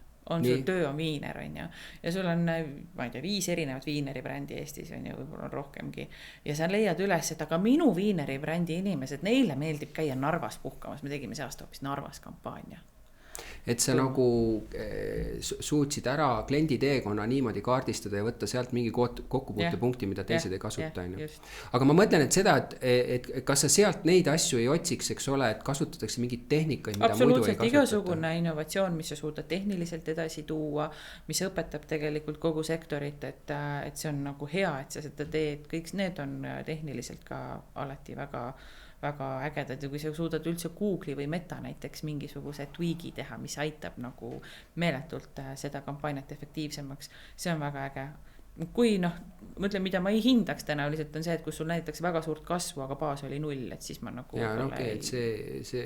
ei võtaks. Aga just kui sa leiad mingisuguse nagu nüansi ülesse, mis teeb selle paremaks. Aga kas sina nagu oma planeerija geeniga prooviksid nagu siuksest traditsioonilisest, traditsiooniline mõte nagu teletraga, et nagu reklaami formaadist välja ronida või mitte, et ma mõtlen isegi Teres, eks ole, et nad täna need bännerid. Vastus on igatahes see bänneri pimedus, reklaamist möödavaatamise oskus, no me näeme ikkagi keskelt läbi 15-20% on viimase 10 aastaga märkamine langenud, eks ju, see on väga suur langus, aga eelarved ju justkui peaksid kogu kasvanud olema. Aga see on küsimus selles, et võib-olla, eks ole, tarbijad nagu just nimelt see nagu harjumus on suurem ja nad oskavad sellest üle vaadata, aga kas see ei ole ka sellest, et äkki me teeme kehvemaid reklaame?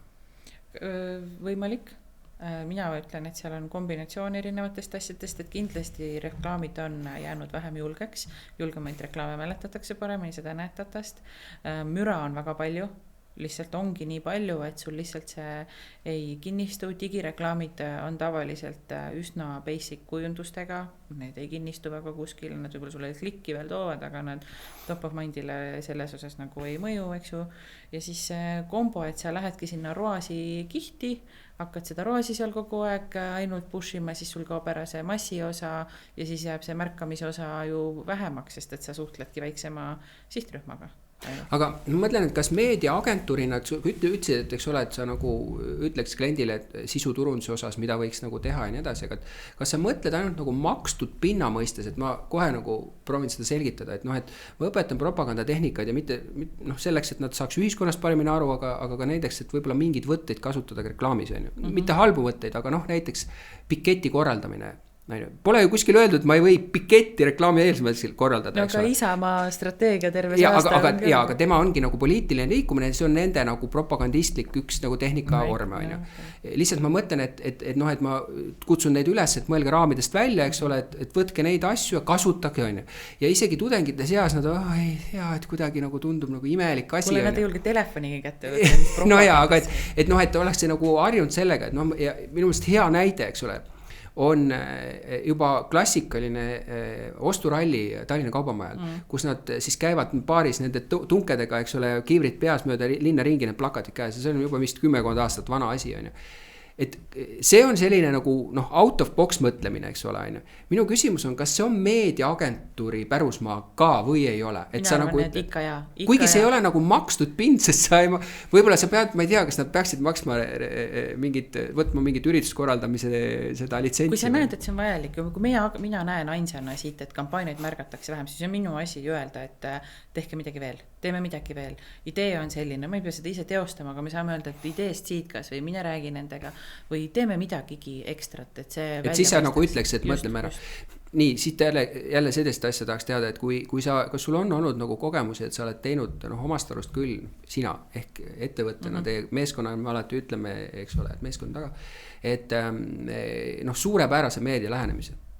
Ja siis ideegeneraatorid suudavad mingi täieliku kräpi sinna peale toote, see asi kukub kõik kokku. Et sa pärast mõtled, et kuidas oli võimalik. Klient tuleb, midagi ei toimi ja tegelikult oli lihtsalt halvasti tehtud idee ja... ikka võib juhtuda vähem viimastel aastatel võib-olla, sest ideedega ei olda julged. Et seal ei ole palju mööda minna nagu. Jah, et vähem tõesti, aga jah, võib juhtuda küll, et idee läheb sõnum võib liiga segane või siis sellel hetkel, kus tegelikult ei peaks hoidma kreatiivi pealt kokku, hoitakse kokku. Ja siis võib väga kehvasti minna küll meedia mõttes. No meediabroker, te olete ka nüüd, ma pakuks juba 30 aastat päris ei ole, aga 25 kus juures minu arust 95 tehti see nagu, no võt, see aasta pidu, jah. No siis tuleb teha. Sa pead ikka meeles pidama, et siis tuleb teha. Aga et kas see, ma mäletan kunagi Madis Laastel omanik ütles, et iga aasta septembris on uued turundajad hakkab jälle otsast pihta, eks ole, rääkimine. Et kuidas agentuuridega lood on, et kas meil tegelikult see, nagu see, ütleme, meediaagentuuril sa oled püsinud, kõrval on ka konkurente ja nii edasi, aga et kas meil tekib juurde uusi tegijaid klassikaliste nagu ideeagentuuride mõistes, kes on sul siis partnerid või on seal ka suhteliselt selline tavapärane, et tekib juurde ikka on reklaamisuusi, PR-isuusi, üritustes. Aga kas nemad eristuvad ka või nad on samad tegijad, tulevad kokku, teevad oma seda? Näed sa nagu noori tuleb ikka juurde. Nii, kas nende nagu lähenemine on teistsugusem? Kas sa seda saad nagu öelda ja tunnetada või? On seal seda julgust rohkem või? Jah, ma ei oska öelda, ma ei saa öelda, et nüüd see sõltub ikkagi sul kliendist, et ma ei ole, mis ma näen, et nagu võib-olla nagu äri ajavad nad teistmoodi, et nad agentuure juhivad teistmoodi, teistsuguste väärtushinnangutega ja näiteks, mis mõttes? No näiteks see ei koti nii palju võib-olla nagu turgu, et võib-olla ma olen ka sinisilmne, et ma vaatan, võib-olla nende tulevad praegu top of mind just need agentuurid, kes ongi tulnud pakkuma head teenust, suurepärast teenust ja nad teevadki seda ja nad ei tõmble nagu selle pärast ennast siis nagu 10 suunda laiali, vaid lähevadki nagu siis siukse mudeliga, et ma teengi seda, mida ma oskan hästi ja mida ma armastan ja siis ma suudangi head teenust pakkuda, eks ju. Vähemalt mul top of mind tulevad. Kui ma nüüd edasi mõtlen, siis mul tulevad ka teistsugused agentuurid meelde, aga ärme nendest räägi võib. Ja no ebaõnnestumisi palju, aga ma mõtlen seda just, et kui ma tulen turule, siis ma pean ju midagi tegema teistmoodi. Kui ma ei ole need vanad tegijad, kes võtavad, aga millega ma siis nagu... Ega tutvused on Eesti turg ikkagi. Aga võtame, et ei ole vanad tegijad, ei ole nagu, kes on liikunud, et kes on nagu täitsa noorte pundid, kes nendel ei ole tutvusi. Nad tulevad turul siis on väga raske saada kuskile edasi ikkagi. Siis sa pead tõesti midagi teisiti tegema, siukseid tulgusid mul kohe nagu ei hüppagi, võib-olla mingist teenuse disainist veel tuleb midagi juurde, aga raske on jah, sest suurtel agentuuridel on ikkagi suured ketid küljes ja sealt tuleb siuke know-how, mida sa ei suuda independent agentuurina tegelikult välja tõmmata kuskilt. Kuidas sa sellesse suhtud, et on, ütleme, et teil omal Creative Union, eks ole, grupina oli tegelikult suur grupp, nüüd on seal küll vähem agentuuri, aga et prooviti nagu tekitada selline nagu mudel, et põhimõtteliselt klient tuleb sisse, ta saab kõik teenused.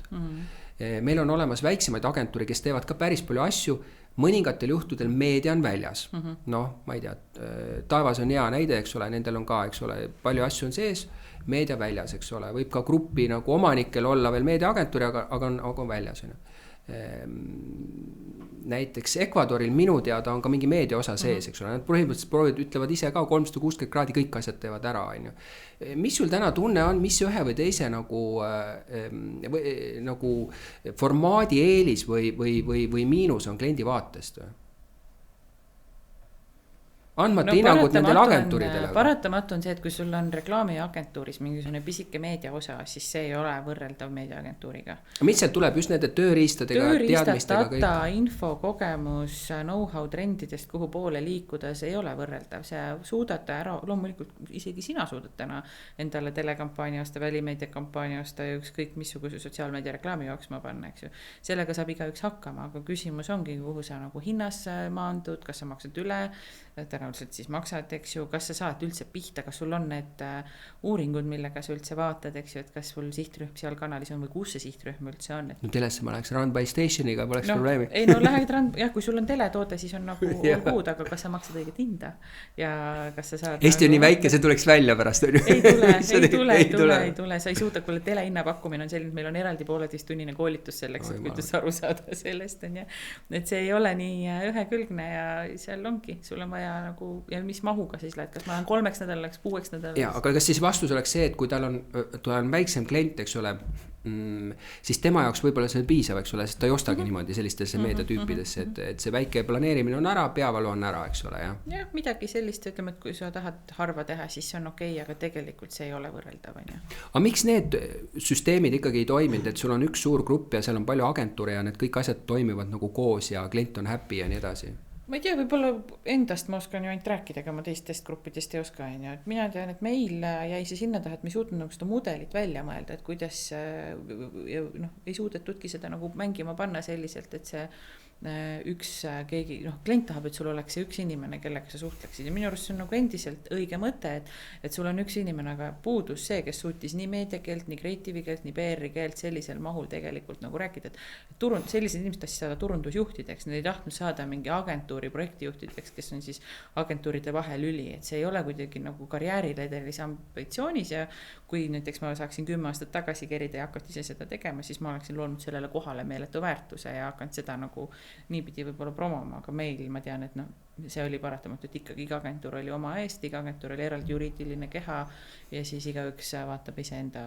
Et sa ütled, et see jäi nagu natuke inimeste taha, eks ole, et ei olnud siukseid nagu heade skillsetidega inimesi, kes suudaks selle ära nagu juhtida. See peab ikka väga hea skillset olema, sest sa oled ju tegelikult nagu turundusjuhi partner sellisel juhul, kui sa nagu kõiki teenuseid korraga suudad veerida ja öelda, et tegelikult nüüd on sul seda vaja, nüüd on sul seda vaja või anna, ma aitan, ma ajan sul meediaasjad kord, nüüd ma ajan sul kreatiiv asjad kord, igal asjal omad protsessid on ja nii palju nüansse, et noh, see võtab õppimist ja see tahtmist ja see ongi lõpuks sul vaja väga head inimest. No aga ma mõtlengi, et jällegi, et miks me oleme siia jõudnud, et kui see küsimus idee või kanal, et see on natuke minu meelest, need vastused on tulnud ajaloolisest kogemusest, et kellel on olnud nagu parem koostöösuhe kreatiivagentuuriga, kellel on meediaagentuuriga, eks ole, et kus nemad on nagu näinud, et nende suurem väärtus on tulnud ja tegelikult see ei pruugi üldse olla nagu reaalsus on hoopis midagi muud, aga tal on just see kogemuste pagas selle inimesega parem, on ju. Või teine suur vaade on Baltikum.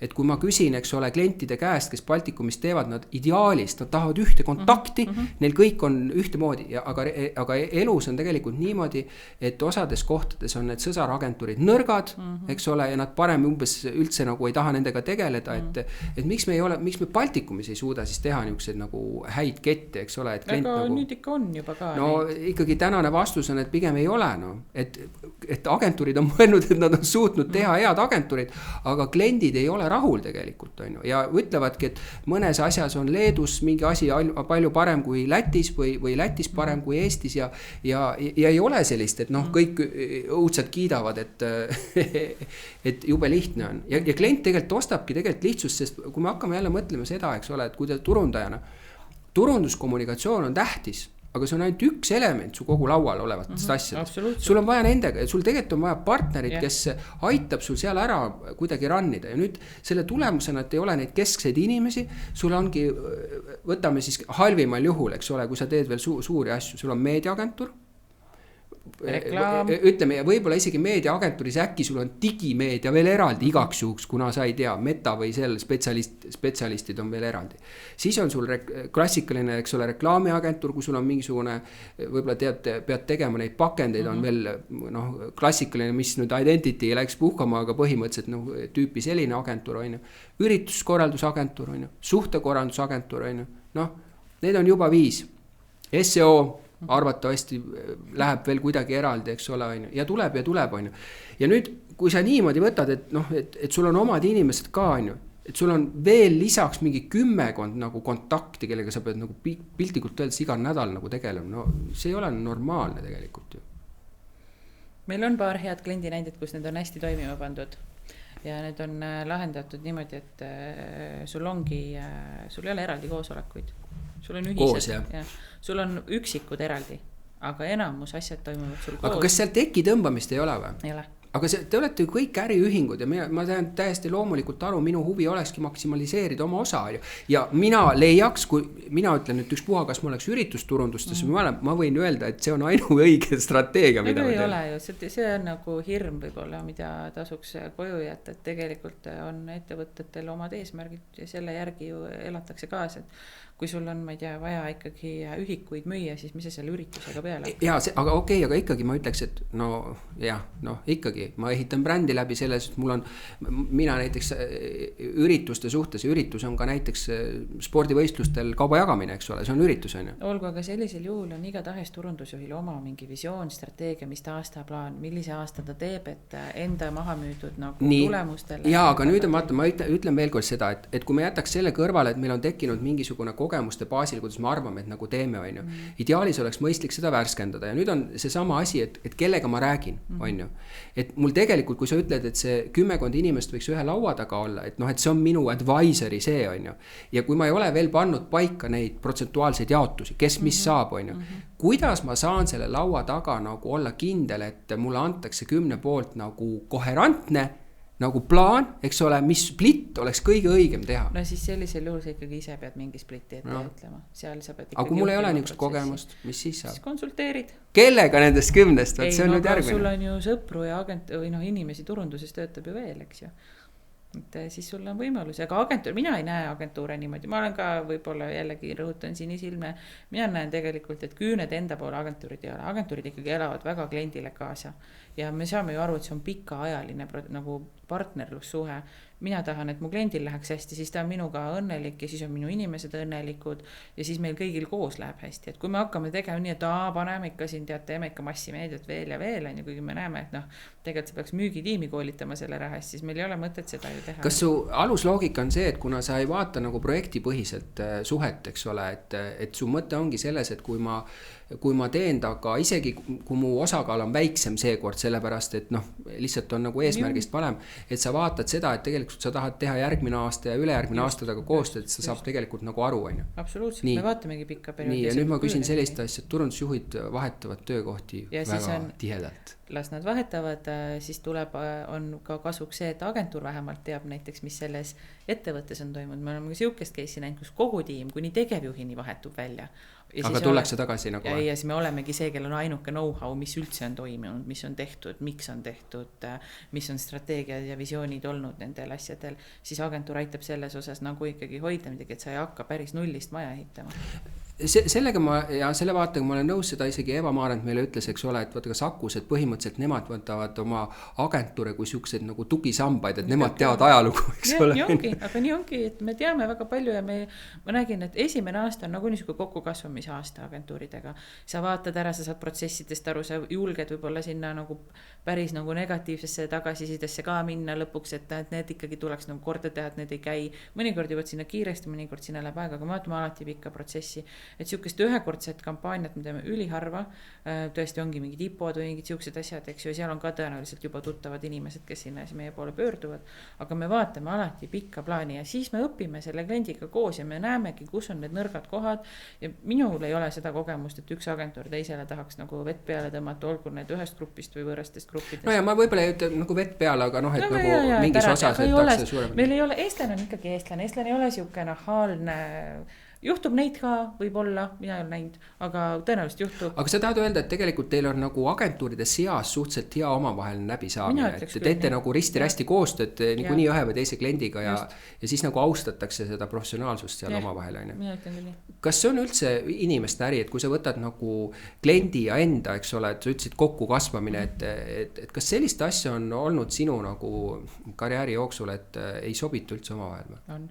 Aga mis selle taga siis on, kas on mingisugused tõekspidamised või viisid, kuidas tööd tehakse või lihtsalt ebasümpaatia inimeste suhtes või mis asi seal võib olla see, mis nagu takistab? Vaata, siis ei teki usaldust ja kui sul ei teki usaldust, sa näed ikkagi erinevalt, on ju, see on mõnes mõttes ka maitse asi, on ju, ja ongi, kui sa inimesena ei klapi, me võime veel proovida agentuurina vahetada inimesi, teinekord sellest ongi kasu, aga mõnikord sa räägid nagu meediaplaneerija või projektijuhi tasandil, eks ole. Põhiliidist, eks ju, kliendiliidist, me võime selle ära vahetada, vaadata, kas seal on parem klapp, aga mõnikord lihtsalt sa näedki, et väärtushinnangud on nii palju erinevad.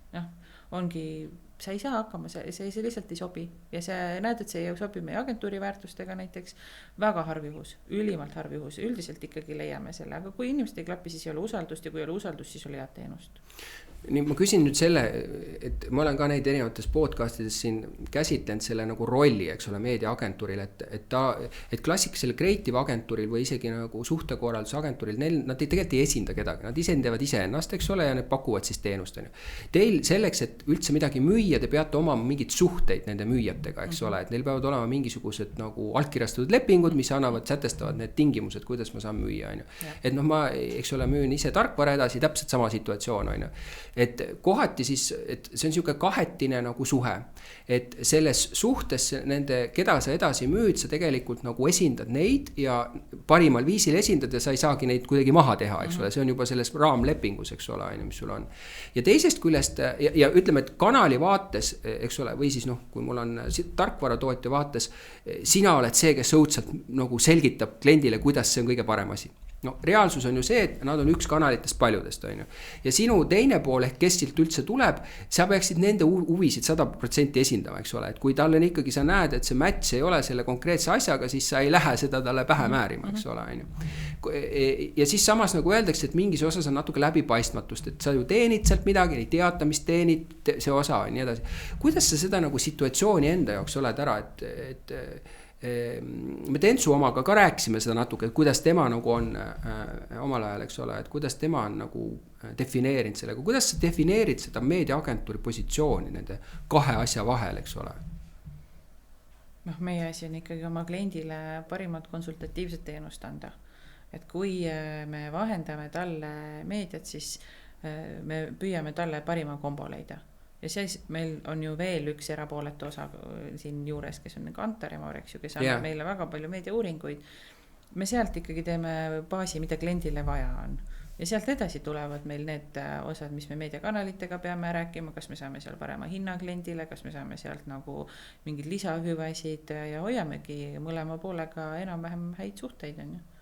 Sa mõtled nagu, et ka Kantari puhul, et sa vaatad seda, ta muidugi kõiki meediatüüpe ei kata, aga et ta on nagu valideerija vahel, eks ole, et ei oleks ainult sõna vastu ja on ju, vaid on konkreetne nagu see ja siis sa saad ühele, kellega sul on lepingulised suhted ja teise, kellega sul on lepingulised suhted öelda, et näete, et kolmas osapool nagu näitab asju nii, et tegelikult oleks mõistlikum asju niimoodi teha. No praegu, vaata ja kanalitega on ka see, et ega meil ju kliendiliidid ei tegele selle kanalite igasuguste lepingute ja asjadega, eks ju, nemad teevad ikkagi kliendi huvidest lähtuvaid otsuseid. Eks sa selle osa nagu hoiad nagu eraldi, eks ole, jah? Et seal ei teki seda, et tal siis oma mõttes on, mul tiksub mingi mahuvärk ja see ei tule nüüd mul välja, kus ma selle kliendi leian, eks ole. Seda. Kas seda siis võiks öelda niimoodi, et klient tegelikult täna ei peaks kartma, jah? Mina arvan, et üldse ei peaks kartma. No see ma sellepärast sellest räägin, et see on ikkagi üks õudusunenägu ühele turundajale, eks ole, et see lõpuni ei saa, see usaldus, vaata sa räägid sellest usaldusest ja see on jumalast õige, et keda sa saad usaldada ja minu jaoks on olnud meediaäri on alati siukene nagu vahepeal, et sa nagu lõpuni ei saa aru. Mina ei saa sellest üldse aru, et see on ju nagu üks, või okei, no ma saan aru, et miks see usaldamatus tuleb, aga igas äris on ju see, et kuidagi keegi teenib. Kuidagi, kui reklaami oma tellib, ma ei tea, filmitootjalt reklaami, siis ta ju ka teenib midagi. Kas seal on siis eeldus, et see läheb nullkattega? Ei, see ei olegi üldse nagu... küsimus ja see ei olegi küsimus, et ei, ja hea partnerlus peaks mitte ainult teenima, vaid teenima niimoodi, et see oleks jätkusuutlik, on ju. Et omanikud oleks happy'd, et inimesed oleks arendatud, oleks kaasaegsed töötingimused ja igasugused tegevused tehtud. See ei ole küsimus. Vaata, kui sa võtad klassikalise, ma ei tea, creative agentuuri või need teised agentuurid, et isegi kui nad vahendavad midagi, osadel on kokku lepitud nagu vahendusprotsendi suurused. On see 10%, 5, 10, 15, vahet ei ole. Et see on niisugune läbipaistev asi, ma tean, et ma selle mugavuse eest maksan. Pluss ma maksan tema seda kontseptuaalselt tunnihinda, mis oleks ka nagu loogiline. Nii. Ja et nüüd on nagu küsimus, meediaagentuuril on olnud see, et justkui meedia planeerimisfii on olnud kunstlikult jube väike. See ka shiftib ikka, jah? No on ju, ja minu meelest oleks loogiline, et võetakse, embrace'itakse, et ma selle eest maksangi, on ju, ja siis on veel mingisugused muud suhted, et te päeva lõpuks võtate mingisugused, kuidas öelda, nagu ikkagi, jälle tarkvaras ma võin ka nagu öelda seda, et loomulikult on see, et ma saan paremaid tingimusi, kui ma viin sinna rohkem, ehk ma suudan sinna viin, aga see eeldab ka mul mingi kompetentsi kasvatamist selles asjas, on ju. Ja ma ei saa, mul ei olegi põhjendatud kõike seda edasi andma, sest ma olen teinud paljude klientidega seda tööd, on ju, et seal on mingi oma loogika olemas, aga mul on tunne, et see meediaagentuurid on iseendal nagu selle olukorda tekitanud, sest see on hästi palju sükst saladust olnud, on ju, millest lihtsalt kliendid ei ole üldse aru saanud, eks ole. Ja nüüd nad ongi selles, et nemad on ju kogu aeg mõtlevad, et ma tulen ja räägin, et mis asja, et sa tahad mu käest 1,5% saada või 2% vahendustasu, et äkki teeks protsendi peale ja siis ta arvab, et see ongi see business, eks ole. Nüüd enam ei ole minu arust seda protsendivärki, ikkagi kõik agentuurid tahavad sellest protsendi asjast ise ka lahti saada. Aga mis see uus mudel siis on praegu? On tunnialusel planeerimine? Tunnialusel planeerimine, just, ja see tunnihind siis arvutatakse vastavalt sellele, et on agentuuril huvitav teha ja kliendil nagu aru saada. No see oleks loogiline. Sest paratamatu on see, et jah, nagu sa ütlesid, meil on kõikidega lepingud. Lõpuks ongi see, et meil on kõikide suurte kanalitega lepingud, eks ju, siis kliendil ei peaks olema seda hirmu, et me teeme mingi kallutatud valiku. Nii, kui nüüd see ongi nagu hea, et sinna poole see asi läheb, sest ma ütlen, et kui ma Mark Eigneriga kunagi rääkisin, ta ütles, et tema oleks nagu valmis kohe sinna nagu minema, aga tollel hetkel, sellist on ka nüüd 10 aastat tagasi, turg ei olnud veel valmis, et kliendid ei olnud valmis ostma seda. Tegelikult kardeti ka ikka palju, on ju, et see nüüd on nii palju ikkagi seda konservikarpi vaikselt nagu lahti tehtud, et minul ei ole seda hirmu. Nii, aga teine asi on nüüd see, et vaata, et miks osad lähevad näiteks, ma ei tea, metasse või sinna nagu otse, et justkui et küsimus on, et kui palju on siis see vahendus nagu okei, on ju, et jällegi, et võib-olla see on midagi, mis peab ka aja jooksul siis nagu paika loksuma, et loomulikult vahendusprotsenti tuleb maksta, kui sa tahad seda teenust kasutada, isegi kui sa maksad planeerimise eest veel midagi, on ju. Et mis see õiglane on, et vaata ega see kunagine see, mis tuli juba läänest, et vahendatavate teenuste ja mitte meedia oli, aga noh, kõik ma ei tea, trükiteenust, mida enam tänapäeval ei ole, et 10% on nagu sükene fair play, eks ole, noh. Et kas sellest peeti kinni või mitte, aga noh, et sellega võis nagu opereerida väga lihtsalt, on ju, et võib-olla meedias oleks ka vaja kujundada välja mingisugune fair play, eks ole, mis oleks nagu, ma ei tea, kõikidele nagu õiglane ja siukest asja ei ole olemas kindlasti, aga see mudel, et sa võtad tunnid sisse ja arveldad oma muud asjad nagu sinna sisse, siis see on okei. Siis on läbipaistev ja siukene normaalne see. Aga sa näed, et praegu turg läheb sinna poole? Eesti kohe läheb igatahes sinna poole. Isegi konkursites ja niimoodi ei saa saate, et ei ole keegi, kes jälle ütleb, et ma siit ei vaja üldse. Selles mõttes me suudame ka täna seda, et ma võin võtta ühe suure kliendi, kes ostab palju meediat, ma tean, palju meil tunde sinna aastas keskelt läbi läheb. Me arutame selle palgafondi välja oma kasumimarginaaliga ja lepime kokku näed, et su käive on siin öeldud selline, et su pross on siuke, et läheme nii, sa tead, et aastaplaanis meie teenime nii palju siit pealt on ja on jällegi läbipaistev, jõuame protsendini, mis on palju kõrgem, kui ta varem võib-olla oli, on ju, aga sa tead, mille pealt see tuleb ja nii on. No see mida jälle ma olen kuulnud ka teistelt, et sa räägid tegelikult, see natuke viib sellesse, et minnakse efektiivsemaks, sa pead efektiivsust otsima ja jällegi võib-olla siin peab kliendid aru saama, et selline nagu pidev nagu kokku saamine ei ole tegelikult üldse nagu rentaabel, on ju, et sa kulutad tegelikult aega, mis maksab, on ju. Ja kutsud kõik 5 inimest. Just, et see suhe peab ka nagu muutuma siis, kui tahetakse seda nagu teist suhet nagu muuta, eks ole. No pigem minu arust on meil väga Eestis ikkagi üsna palju väga tarku kliente, kes oskavad asju ajada väga efektiivselt, et see meil ongi see kiirus on Eestis minu arust nagu naha alla kõigile pugenud, et meil on harjutud, et ma saan nipsust kõike, et pigem vaatad Lääne-Euroopa pool on see, kus asjad võtavad väga kaua aega ja ei ole niimoodi võimalik. Lõpetuseks, et me juba rääkisime tegelikult tehisintellektist päris palju, aga ütle mulle, kas on mingid väljakutsed veel, mida sa näed, no juba rääkisime efektiivistamisest, on ju, aga et noh, et mis siin nagu meediaagentuurina seisab ees järgmine 3-5 aastat, mis on nagu kõige suuremad väljakutsed? Just see andmete kogumise ja andmete töötlemise osa on kindlasti jätkub pikalt see väljakutse, et kuidas sealt kiiremini ja paremaid otsuseid saab. Ja ma näen, et see nõustav roll ikkagi, kas performance, kas bränd, kuidas neid kombineerida, kuidas olla jätkusuutlik, mitte minna sinna nagu lõksu, et kuidas hoida tegelikult traditsioonilist meediat digile toetavana kõrval või vastupidi, eks ju. Et need konsultatiivse asja või nagu konsultatiivse agentuuri roll ei kao mitte kuskile, minu arust mitte nii pea. Sest see ongi see osa, seda ju koolis ei õpi turundajana, eks ju, et pigem sa peadki saama siis agentuurilt selle info. Ja tehisintellekt üha rohkem, jah? Absoluutselt. Sina ikkagi näed, et see on nagu reaalne, nagu mis sul ärisse tuleb sisse? Muidugi, see juba täna suudab väga palju vestluseid sinuga pidada, ideid anda, sa saatsid oma küsimused ette, ma mõne peal isegi küsisin ta käest, et mis siin vastama nagu peaks, et mis ta siin nagu päriselt teada tahab, on ja igatahes tuleb, mis iganes vormis ja nüüd just ju ka ChatGPT-l tuli deep research nupp sinna juurde, eks ju, et sa saad ka palju sisulisemaid vastuseid juba täna sealt kätte, et ma ei tea, koolis mingid lõputööd kirjutada tundub ikka väga nagu ma ei tea, kas see on hea või halb, seda ma nüüd näen, kui nad hakkavad nagu sellega on juba keeruline, sellepärast et nad tegelikult peavad seda allikana näitama, aga teatud asjadel, kuidas sa seda allikat näitad, nad ta ise ka ei suuda sulle anda ja ärme unusta, et bakatöös või magistritöös sa deklareerid esimesel lehel, et see on sinu töö. Siis tekib küll probleem potentsiaalselt plagiaadi teemal on ju, ma veel ei võtaks nende asemel seda julgust, et seda teha niimoodi, aga sul on õigus. Aitäh, et sa leidsid selle aja meiega siin oma mõtteid jagada, et meil aeg läks jälle kiiresti, ma tänan sind ja tänan kõiki kuulajaid. Aitäh. Aitäh.